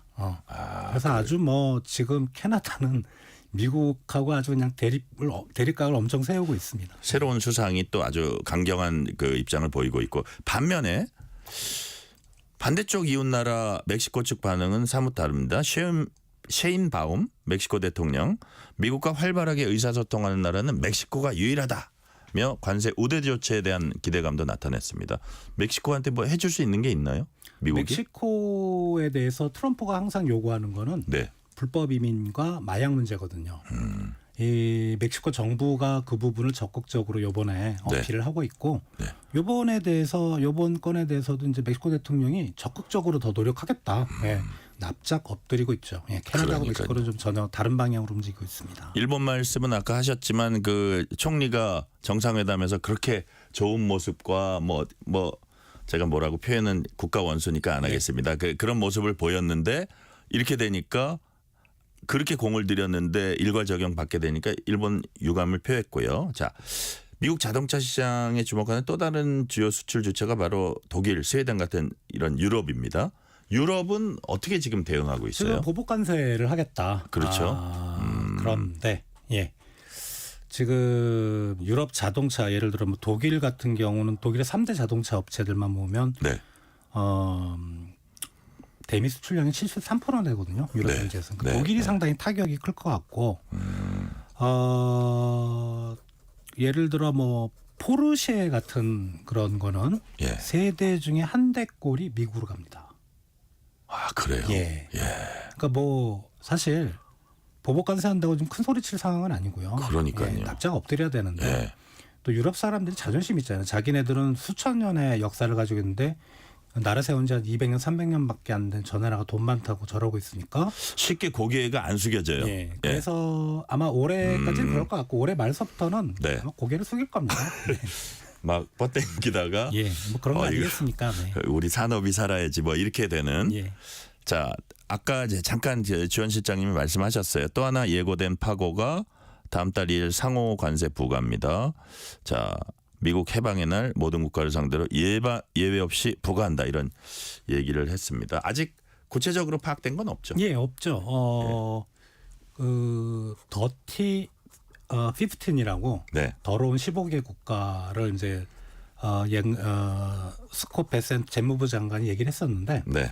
여기 보면 대충 미국에 대해서 무역 적자를 크게 내는 그 순위를 따지면 15개 정도 나오더라고요. 네, 그거 더티라 그랬어요. 예, 그게 왜 더티인지는 모르겠는데 뭐 아시다시피 중국 예. 그리고 우리나라는 한 8위 정도 되고요. 우리나라도 더러운 거네요. 예. 그러면 예. 그래서 여기에 들어가게 되고 이 나라들에 대해서는 상호 관세를 매기겠다고 하는데 네. 지금 여러 가지 얘기는 나오고 있는데 아마 가장 유력한 게 부가가치세율 정도를 생각을 하고 있는 것 같고 네.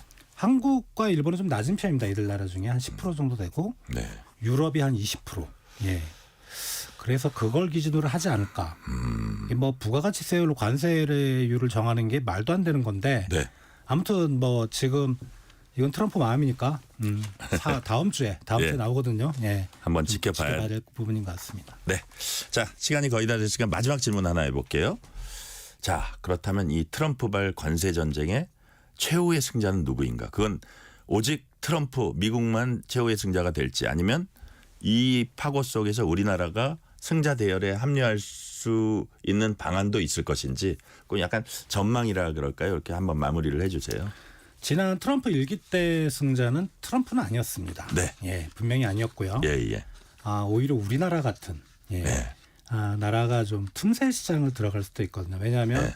같이 관세를 매기더라도 중국산이 더 높을 수가 있거든요. 그 부분을 파고 들어갈 수 있고 우리의 경쟁국이 더 어려우면 우리가 그걸 파고들 수 있다. 그리고 우리 그 뭐 반도체나 자동차 기업들은 예. 되게 발빠르게 움직이고 있어요. 트럼프가 우리나라에 대해서는 그렇게 적대적이진 않습니다. 아, 그래요? 그래서 그런 부분을 이용하면 총성 없는 제3차 세계대전에서 승전국 쪽에 네.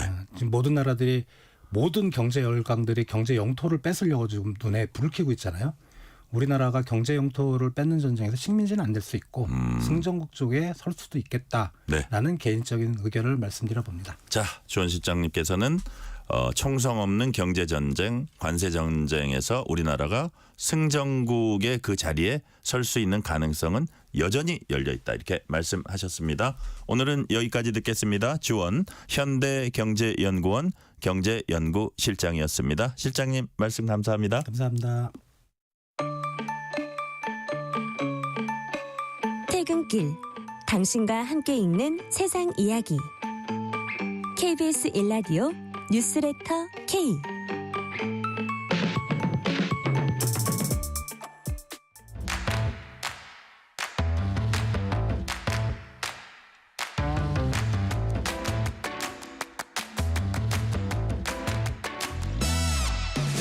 오늘 가장 뜨거운 뉴스, 화제 소식 쏙쏙 골라서 전해드립니다. 뉴스레터 브리핑.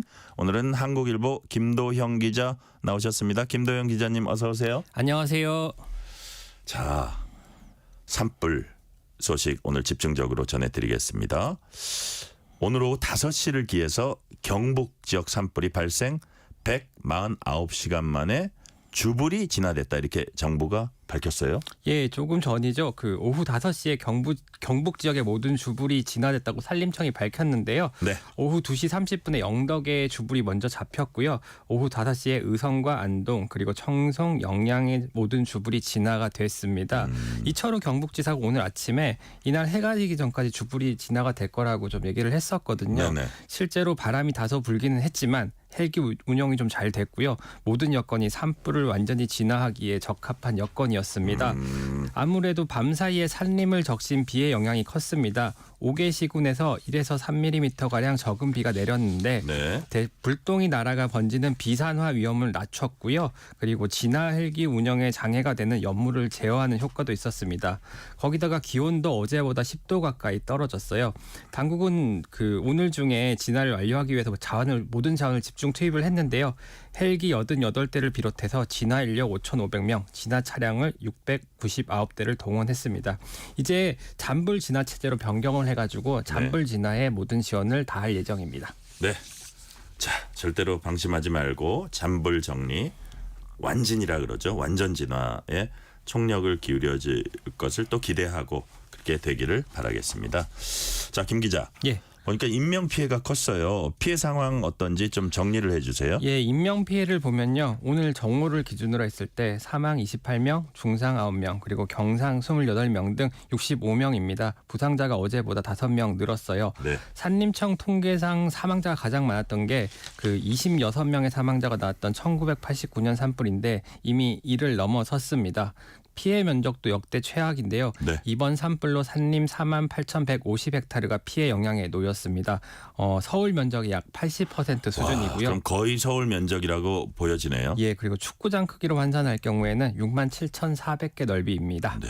2000년에 동해안 산불 피해를 뛰어넘은 상태인데 동해안 산불 때는 피해 면적이 23,794헥타르였거든요. 네. 그때보다 1만 헥타르 이상 더 넓어진 셈입니다. 와, 그렇군요. 엄청나게 피해가 컸군요. 자, 그런데 김 기자, 이번 산불 피해가 왜 이렇게 컸습니까? 그 산불 진화의 악조건으로 3개가 꼽히는데요. 네. 강풍이고요. 고온이고요. 건조입니다. 이 세 박자가 모두 맞물렸어요. 고온 건조한 날씨 때문에 바싹 마른 나무, 낙엽 등을 따라서 산불이 좀 급속도로 번졌거든요. 이거를 당국이 확산 속도를 따라잡지 못한 겁니다. 네. 또 초기 대응 문제도 지적이 되는데 경북과 경남 일부 지역이 중심인 영남권 산불은 산림 당국이 초기 진화에 실패하면서 현재 발화지에서 수십 킬로미터 떨어진 곳까지 확산된 경우도 있었습니다. 네. 그 세 가지 요인 가운데 사람들이 강풍 얘기를 많이 하더라고요. 네. 특히 이제 강풍이라는 게 산불 피해를 막 눈덩이처럼 불어나게 하고 막 공개된 영상 보니까 그 진화 대원들이 소방대원들 진화 대원들 한 5-6명이 막 몰아치는 그 바람을 막 주체 못하는 거 아마 화면에서 보셨을 거예요. 예.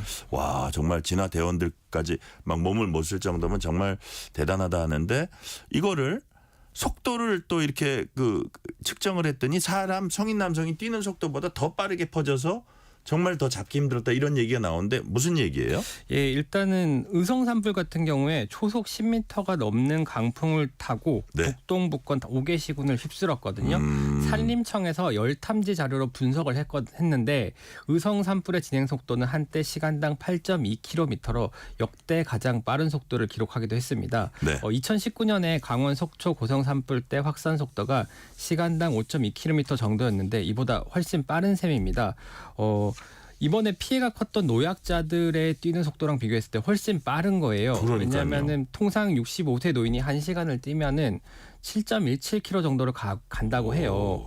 그리고 빠르게 걸을 경우에는 5.63km, 보통 걸음이 3.42km 정도 된다고 합니다. 시간당. 그러니까요. 그래서 산림청 관계자가 영양과 영덕 등에서 거동이 불편한 고령자가 다수 사망한 이유라고 설명을 하기도 했습니다. 아, 이게 우리가 트레드밀 그 체육관에서 뛰는 예. 그거하고 비유하는 사람도 있던데 이게 8km 넘어가면 사실 웬만한 성인이 예. 그거를 뭐 장기간 이렇게 뛰기가 사실 힘들거든요. 굉장히 그러니까 힘들죠. 그 고령층 입장에서는 상당히 거기에 대응하기가 쉽지 않았을 거다. 또 하나는 또 고령층한테 막 문자를 돌렸지만 그거를 못 보는 분들, 네. 80세 이상 그 고연령층들 그런 부분도 좀 안타까운 부분이어서 앞으로 이런 부분 어떻게 좀 이렇게 보완을 할지도 고민을 해야 되지 않을까 그런 생각도 들더라고요. 다음 질문으로 넘어가 볼게요. 자, 이번 산불 계기로 산불 방제 시스템을 재점검해야 한다. 이런 목소리도 높아지고 있습니다. 대형 헬기나 특수 인력 부족에 대한 지적이 이미 여러 차례 나왔는데 김 기자 보시기에 어떤 점이 개선돼야 합니까? 일단은 대형 산불이 발생할 때마다 각종 대책을 내놨지만은 네네. 실제로 진화가 된 후에 개선이 없었다는 점이 문제예요. 산림 당국이 지난 2013년에 전국적으로 동시다발 산불이 발생한 후 산불 백서라는 걸 만들었거든요. 예. 근데 해당 백서 내용을 보면은 담수량이 5,000리터 이상 되는 대형 헬기가 필요하다는 점을 분명히 명시를 하고 있어요. 예. 그리고 12개 산림 항공 권역당 최소 2대씩 그러니까 최소 24대 이상의 대형 헬기가 필요하다고 적시했는데 지금 2년이 지났잖아요. 예. 중형 헬기 2대만 늘었고 대형 헬기 확충은 없었습니다. 그리고 그 이번에 산불을 보시면 알겠지만 산불이 나면 사실상 진화할 수 있는 수단이 헬기밖에 없어요. 사람이 산불 자체를 진화하는 게 굉장히 어렵거든요. 그렇죠. 예. 근데 산림청이 보유하고 있는 헬기는 50대에 불과합니다. 그중 31대가 20년이 지난 노후 기종이고요. 그러니까요. 게다가 이 중에 8대는 또 러시아 우크라이나 전쟁의 영향으로 그 수리 부품을 수급하지 못해 갖고 운영이 중단된 상황입니다. 그러니까요. 자, 아울러서 진화 인력 수급도 개선돼야 할 부분으로 지목되고 있습니다. 지금 인력 현황 어떻습니까? 당시에 산림당국이 산불 진화에 특화된 인력을 늘려야 한다고 분석을 했거든요. 네네. 당시 특수진화대가 435명이고요. 공중진화대가 104명이고 총 539명이거든요. 네. 근데 2027년까지 2,500명으로 약 5배 가까이 늘리겠다고 밝혔는데 2년이 지난 지금까지 한 명도 늘지 않았습니다. 인력이 그대로예요. 대신에 인력 공백을 전문성이 부족한 민간인들로 구성이 된 산불 전문 예방 진화대원들이 메우고 있는 실정입니다. 대부분 고령의 계약직 인력들이다 보니까 네네. 이번처럼 진화대원이 화마를 당하는 사건이 발생하기도 한 거죠. 네. 그리고요. 일주일 넘게 이어지는 산불 사태로 사투 중인 소방대원들이 열악한 처우를 받고 있다는 얘기가 또 전해지고 있습니다. 사실 우리들의 영웅인데 이거 무슨 얘기입니까? 그 고된 진화 작업 뒤에도 제대로 된 식사도 제공받지 못할 만큼 열악한 환경이 알려진 거예요. 네. 그 한 소방대원이 진화 작업을 한 후에 이제 동료 소방대원들과 탈진한 모습 등을 소셜 네트워크 서비스에 올렸거든요. 네네. 이 사진을 보면은 방화복이 온통 그을려진 상태고요. 소방대원들이 잔뜩 이제 지쳐가지고 길바닥에 누워 있습니다. 특히 더 안타까운 부분은 이들이 제공받은 빈약한 식사인데요. 자신은 현직 소방관이라고 소개한 누리꾼이 또 사진을 올렸는데 오후 2시부터 오후 8시까지 불 끄고 온 소방관의 저녁 식사라는 제목이에요. 사진을 보면요. 밥을 만 미역국 조금 하고요. 소량의 콩자반 그리고 김치가 전부입니다. 진화 작업에 투입된 소방대원 식사로는 턱없이 부실한 양인 거예요. 이 대원은 진수성찬은 아니어도 백반 정도는 챙겨줄 수 있는 거 아니냐고 지적을 했습니다. 네, 이 부분도 우리가 분명히 챙겨봐야 될 부분이라는 생각이 듭니다. 자, 피해가 크다 보니까 안타까운 소식들도 계속 전해지고 있습니다. 이웃을 돕다가 정작 노모를 잃은 아들의 사연이 전해졌어요. 예, 경북 영양에 사는 A 씨의 얘기인데요. 지난 25일 밤에 산불이 마을 앞 산등성이까지 번진 거예요. 그래서 네. 이제 구순 노모를 자택에서 2km 정도 떨어진 이웃집에 먼저 피신 뒤 함께 좀 빨리 대피하라고 이렇게 당부를 했어요. 예. 그리고 다시 마을 회관으로 돌아갔다고 합니다. 워낙에 고령자가 대부분이라서 주민 상당수가 마을에 남아 있었다고 해요.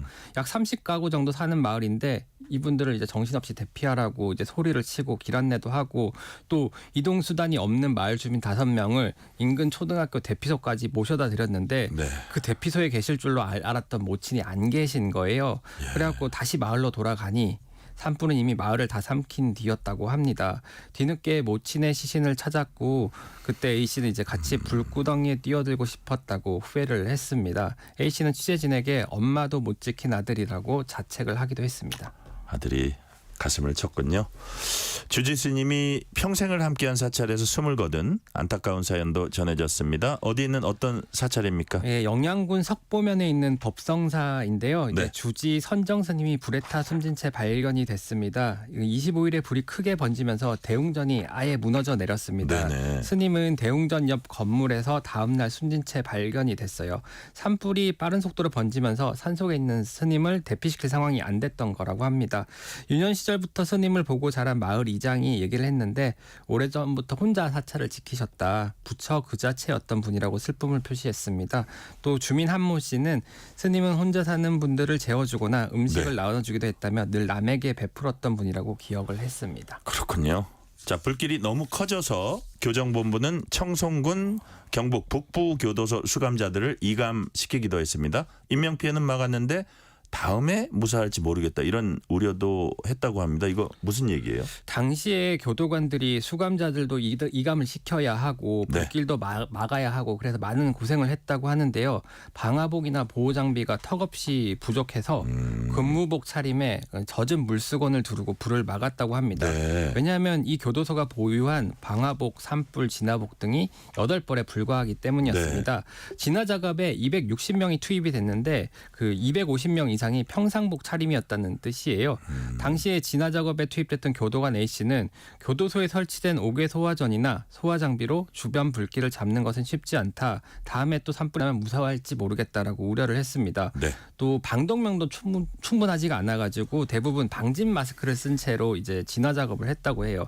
그래서 연기를 오래 흡입한 탓인지 기침 가래가 계속 나온다고 전하기도 했습니다. 네. 이 때문에 교정시설용 소화시설이 필요하다는 지적이 나옵니다. 통상 교도소 같은 경우에 보안 등 이유로 산속 등 외진 곳에 위치하고 있잖아요. 네. 소방 출동이 늦어질 수밖에 없습니다. 그래서 법무부 관계자는 교도관에게 의존해 대규모 산불을 막아내는 건 지속 가능한 방법이 아니라면서 인명피해가 발생하기 전에 대책을 강구하겠다고 얘기를 했습니다. 지금 상황이 안 좋아서 장례를 제대로 치르기도 어렵다고 합니다. 청송 지역 희생자 3명 장례는 100km 넘게 떨어진 대구에서 치러진다고 합니다. 이유가 뭡니까? 그 청송에 자체 화장시설이 없기 때문입니다. 네. 평소에는 인접한 의성이나 안동의 화장시설을 이용하는데 이번에 산불이 나면서 이게 녹록지 않게 됐어요. 네. 안동 같은 경우에는 화장시설이 이미 포화 상태이고요. 의성의 화장시설은 그 주변부가 산불에 초토화돼서 이용이 어렵다고 합니다. 네네. 경북 전체 화장시설이 12곳 정도인데 평소에도 화장 수요가 적지 않은 편이거든요. 그래서 남은 선택지가 대구뿐이라 대구의 화장시설을 이용할 수밖에 없게 된 셈입니다. 그 경북도의회 관계자는 희생자들을 편하게 모실 수 없게 됐다고 쓸쓸해했습니다. 그렇군요. 자, 문자 하나 소개해 드릴게요. 3253님이 주불이 잡혔다니 불행 중 다행으로 반가운 소식이네요. 좁쌀 같은 실수가 태산 같은 피해를 줍니다. 자나깨나 불조심합시다. 그리고 잔불정리까지 총력을 다해야겠습니다. 오늘 말씀 여기까지 듣겠습니다. 지금까지 한국일보 김도형 기자였습니다. 말씀 감사합니다. 감사합니다.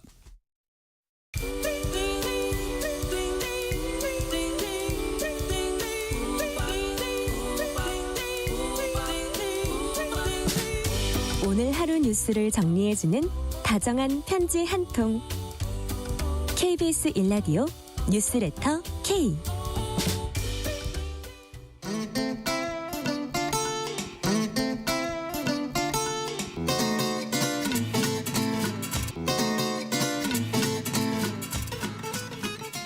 매주 다양한 문학의 전문가와 흥미로운 얘기 나눠보는 시간입니다. 주말엔 문화. 오늘은 하재근 문화평론가 나오셨습니다. 하재근 평론가님 어서 오세요. 네, 안녕하세요. 자, K-팝이 네. 전 세계에 내놓을 우리나라의 자랑거리가 됐습니다. 그렇지만 그 이면에서 논란도 끊이지 않고 있습니다. 최근에 한 종합편성 채널이 15세 이하 아동들이 걸그룹 데뷔를 위해서 경쟁하는 프로그램을 준비하다가 결국은 취소했습니다. 이거 안 하기로 한 거죠? 그렇습니다. 네네. 제목부터가 언더 15이었거든요. 아, 그래요? 그러니까 15살 아래라는 뜻이잖아요. 제작진이 이제 내세웠던 것은 만 15세 이하 K-팝 신동들을 발굴해서 네. 차세대 걸그룹을 육성하겠다라고 하면서 아직 너무 어리다는 어른들의 걱정이나 편견을 깨겠다. 이 어린 친구들의 꿈에 대한 의지나 소신을 뭐 우리가 보여드리겠다. 이런 취지로 이제 발표를 했었는데 네네. 그게 발표가 되면서 거의 방송 직전까지 갔거든요. 아, 그래요? 그렇다는 얘기는 아마 추정컨대는 몇 회 분량 정도는 이미 촬영도 끝마치지 했다? 않았었을까라고 예. 추정이 되기도 하는데 예. 그런데 이제 사전에 몇몇 이미지가 공개가 됐거든요. 네네. 그걸 보고 이제 사람들이 깜짝 놀란 거예요. 아, 그래요? 그러니까 어땠기에요? 어린 친구들이 예. 그냥 걸그룹처럼 하고 이제 사진을 찍었다는 거죠. 그런데 그 어리다는 수준이 10살 이하의 친구들까지도 그렇게 하고 나오는 것이 아니냐. 너무 어린 거 아니냐. 네. 그런 게 이제 논란이 되면서 뭐 복장이나 이런 것도 좀 보기가 그랬다 뭐 이런 것 같은데요. 지금 뭐 전면적으로 다 모든 게 드러난 건 아닌데 네. 사전에 조금 제한적으로 공개된 것만 봤을 때는 이거 문제 있는 거 아니냐? 그 한마디로 요즘 걸그룹처럼 하고 나오는 거 아니냐 어린이들이. 그래요? 예. 그러면서 또 사전에 이제 그 각 개인별 프로필 사진 같은 게 공개가 됐는데 네. 거기 사람 밑에 바코드가 찍혀 있다고 그래가지고 이제 사람들이 깜짝 놀란 거예요. 이거 인간을 상품화하는 거 아니냐라고 하면서 그런 게 또 있었군요. 129개 시민사회 단체에서 이런 프로그램 하면 안 된다라고 막 발표를 하고 네네. 그러면서 결국 방송이 취소가 됐습니다. 그러니까요.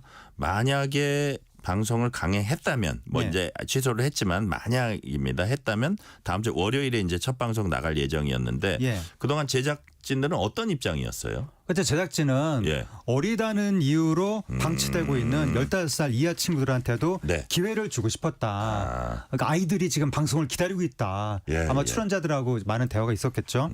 그리고 그 바코드가 문제가 많이 됐었는데 네. 바코드 그건 완전히 오해다. 예. 사람을 상품화시키는 게 아니라 요즘 일부 학생증 보면 바코드가 찍혀 있기도 하는데 그 학생증 이미지를 만든 거다. 그래서 우리 프로그램이 그 어린 친구들을 트레이닝 시켜주는 걸그룹 학교라는 뜻에서 학생증 이미지를 바코드 찍어서 만들었는데 이걸 가지고 예를 들어서 인간 상품화라고 오해할 줄은 꿈에도 생각 못했다. 걸그룹 사관학교다. 뭐 이런 식의 그런 이미지. 느낌인 것 같습니다. 그래요. 그래서 완전 오해라고 이 부분에 대해서는 굉장히 크게 또 거의 뭐 눈물까지 흘려가면서 또 제작진 중에서는 그렇게 또 억울해하기도 했습니다. 네. 이전에 우리가 뭐 트로트 오디션 프로그램 이런 거 보면 소위 트로트 신동이라고 불리는 미성년자들 아주 네. 어린 친구들 이제 출연하고 했었잖아요. 근데 그때는 큰 논란이 없었는데 네. 이번에 언더 15이 문제가 된 이유는 그것과 비교해서 차이점이 뭐가 있었을까요? 이 트로트 오디션뿐만 아니라 예. 오디션마다 미성년자는 계속 나왔었거든요. 그동안 계속 나왔었죠. 예. 그리고 이미 활동하고 있는 걸그룹들 중에도 미성년 멤버들은 쫙 있고 네. 활동하고 있고 이미 또 각 기획사마다 이제 연습생들이 있는데 네. 기획사 오디션을 통과해서 거기 연습생 트레이닝 시스템 속에서 막 경쟁하고 이런 친구들 중에 네. 그야말로 뭐 15살 미만 친구들은 엄청나게 많을 거거든요. 예. 대부분이 12살 미만일 것 같거든요. 연습생일 경우에는.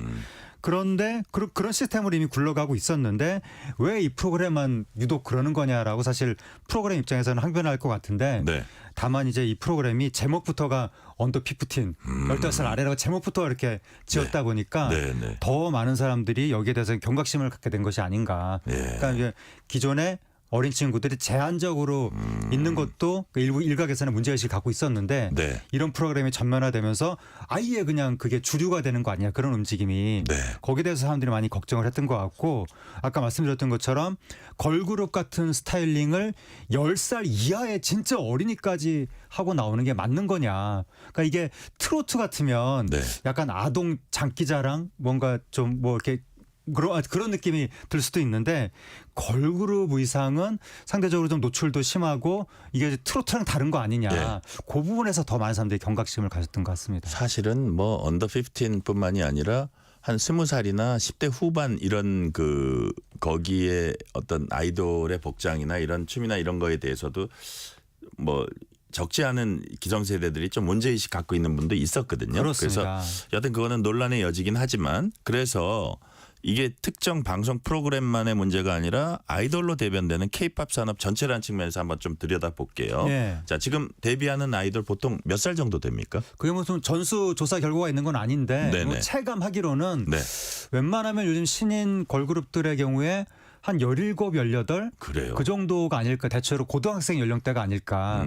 그리고 그 안에 예. 중학생 멤버도 뭐 한 명 정도 끼어 있는다든지 15살 정도도 뭐 끼어 있고 네. 그 정도로 데뷔하는 것 같습니다. 어쨌든 10대 때 데뷔한다. 네, 그죠? 10대 때 데뷔한다는 얘기는 그 전에 이제 연습생 기간이 있어야 되니까 예. 처음에 기획사 오디션을 보고 뽑혔을 당시에는 거의 뭐 초등학생 무렵이 아니었을까. 그죠? 그렇게 한 이제 추측이 되죠. 10대 초반 그러니까 그렇습니다. 그죠? 그 10대 초반일 경우가 많지 않았을까 이렇게 네. 보시는 거고. 자, 아이돌이 이렇게 왜 어려야 한다는 표현은 좀 그렇지만 네. 기획사나 이런 데서 어린 아이돌을 주로 키우는 이유 뭘까요? 네. 아무래도 대중이 원하니까 네. 이게 대중이 그걸 원하고 시장이 생겼기 때문에 그 시장에 회사들이 진출을 하는 거거든요. 네네. 그렇기 때문에 이제 대중이 점점점 어리고 귀엽고 이런 사람들을 좋아한다. 특히 네. 이제 걸그룹의 경우에는 더 대중이 그런 걸 좋아하는 경우가 있고 그리고 또 이 거기에 데뷔해서 활동하려는 사람 입장에서 봐도 이제 대중이 점점 이제 젊은 사람, 어린 사람을 좋아하는데 만약에 내가 뭐 성인까지 교육과정 다 마치고 20대 초중반에 데뷔했다 했을 때 그 주 활동 그 시간이 한 3년, 3, 4년 활동하면 끝일 수도 있거든요. 네네. 그러면 이제 천신만고 끝에 연예인 돼서 너무 짧잖아요. 그렇다 보니까 최대한 활동 기간을 늘리려면 어릴 때 데뷔하는 수밖에 없다. 그래서 10대 후반에 데뷔해야 한 10년 정도 활동 충분히 하고도 20대 후반이 되는 거 아니냐 그런 측면도 있는 것 같고 네. 그리고 이런 복잡한 계산 말고도 네. 요즘 이제 어린 친구들 중에서 나는 무조건 빨리 아이돌 되고 싶다 네네. 이런 꿈과 열망을 가지고 있는 그런 친구들도 점점 늘어나고 있는 것 같습니다. 네. 이런 과정에서 뭐 인권 침해 문제도 조명이 됐었고 해외 다큐멘터리 만들어졌었고 작년에 국회 토론도 열렸습니다. 근데 이런 미성년자 아이돌들의 활동에 대한 규제 같은 것도 조금 있어요. 규제라고 하면 네.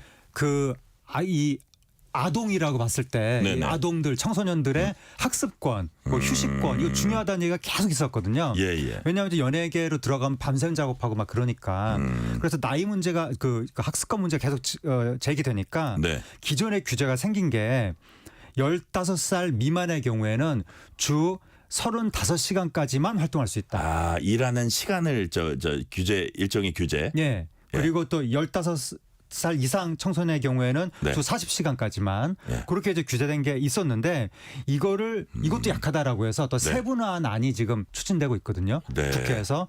그래서 뭐 9살 미만은 일주일에 30시간, 일일 6시간 뭐 이런 식으로 네. 뭐 9살, 15시간 뭐 이렇게 쭉쭉쭉 세분화한 게 지금 추진되고 있는데 한국음악콘텐츠협회에서 아니 그렇게 세분화 시켜놓으면 우리는 어떻게 영업을 사업을 하라는 거냐라고 강력하게 또 반발하고 하나는 있고. 그 미성년자 아이돌도 어떻게 그 본인들 입장에서는 이런 규제를 네.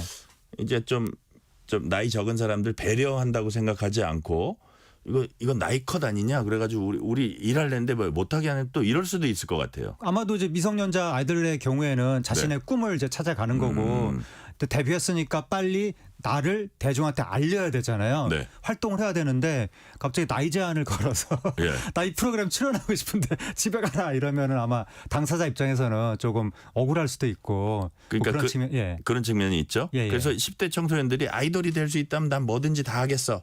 뭐 이렇게 하는 분들, 예. 그 청소년들, 네. 그다음에 해외 10대들도 학교 예. 그만두고 한국 연수생 되겠다 이러고 오는 경우도 또 예. 많다고 하고. 자, 만약에 노동 착취를 받는 게 아니라면 이들 열정을 존중해 줘야 된다. 예. 이런 의견도 있을 수 있을 것 같아요. 사실 뭐 어렸을 때부터 특출난 재능의 소유자는 있게 마련이거든요. 예. 뭐 안성기 씨, 뭐 이런 분, 강수현 씨 이런 예. 분들도 다 아역 출신이기도 하고 어리다고 미성년자라고 다 그런 연예 활동을 맡기는 어려울 것 같고 네.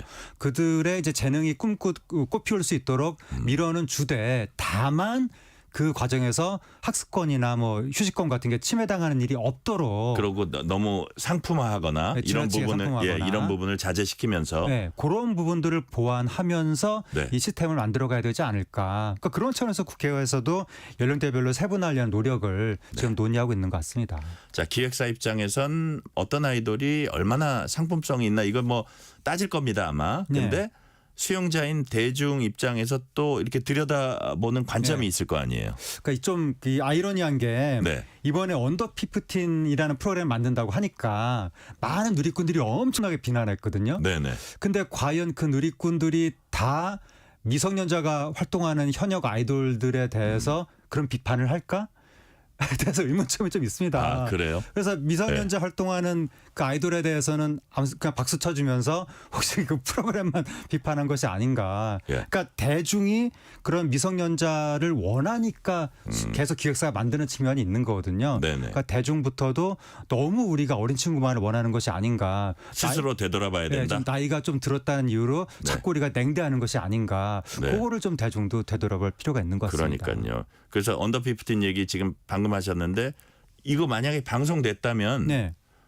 산업의 파장이랄까 어떤 일이 벌어졌다고 보세요? 근데 이 프로그램의 내용을 모르거든요, 지금. 아, 그래요? 그래서 방영됐을 때 어떻게 됐을지를 추측을 할 수가 없는 거예요. 그래요? 막상 방영되니까 의외로 감동적인데 막 이럴 수도 있는 거고 아니면 진짜 아이들이 완전 노출이 심한 의상을 입고 나오네 이러면서 막 난리가 났을 수도 있고 예. 그런지 지금으로서는 알 수가 없는데 다만 아까 말씀드렸듯이 제목의 상징성 네. 언더 15 예. 이 제목 때문에 이게 이제 전면화됐을 경우에 더 연예계 그 평균 연령대가 내려가는 효과가 있지 그래요. 않았었을까 예. 그런 생각은 듭니다. 예, 마지막으로 질문 하나 드릴게요.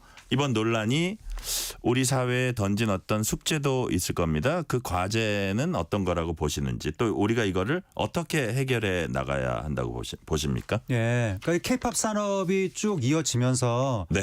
연령대가 점점 내려가는 거는 거의 뭐 필연적인 것 같고 네네. 산업의 그 기본 논리가 그렇게 흘러가기 때문에 우리가 뭐 K-팝 산업을 국가적으로 육성한다는 말이 나오는 한 네네. 이거를 뭐 완전히 이렇게 못하게 하기는 어려울 것 같은데, 다만 아까 말씀드린 것처럼 그 과정에서 이 미성년자들의 학습권, 휴식권, 인권 이런 것들을 어떻게 지켜날지 그건 역시 우리 어른들이 해결해야 될 몫이다라는 생각이 듭니다. 네, 오늘 말씀은 여기까지 듣겠습니다. 지금까지 하재근 문화평론가였습니다. 하재근 평론가님 감사합니다. 감사합니다. 오늘 뉴스레터 K는 여기까지입니다. 커피 쿠폰 당첨자 명단은 뉴스레터 K 홈페이지 확인해 주시고요. 오늘 끝곡 더 클래식의 마법의 성 듣겠습니다. 오늘도 함께해 주신 청취자 여러분 진심으로 감사드립니다. 지금까지 뉴스레터 K 전종철입니다.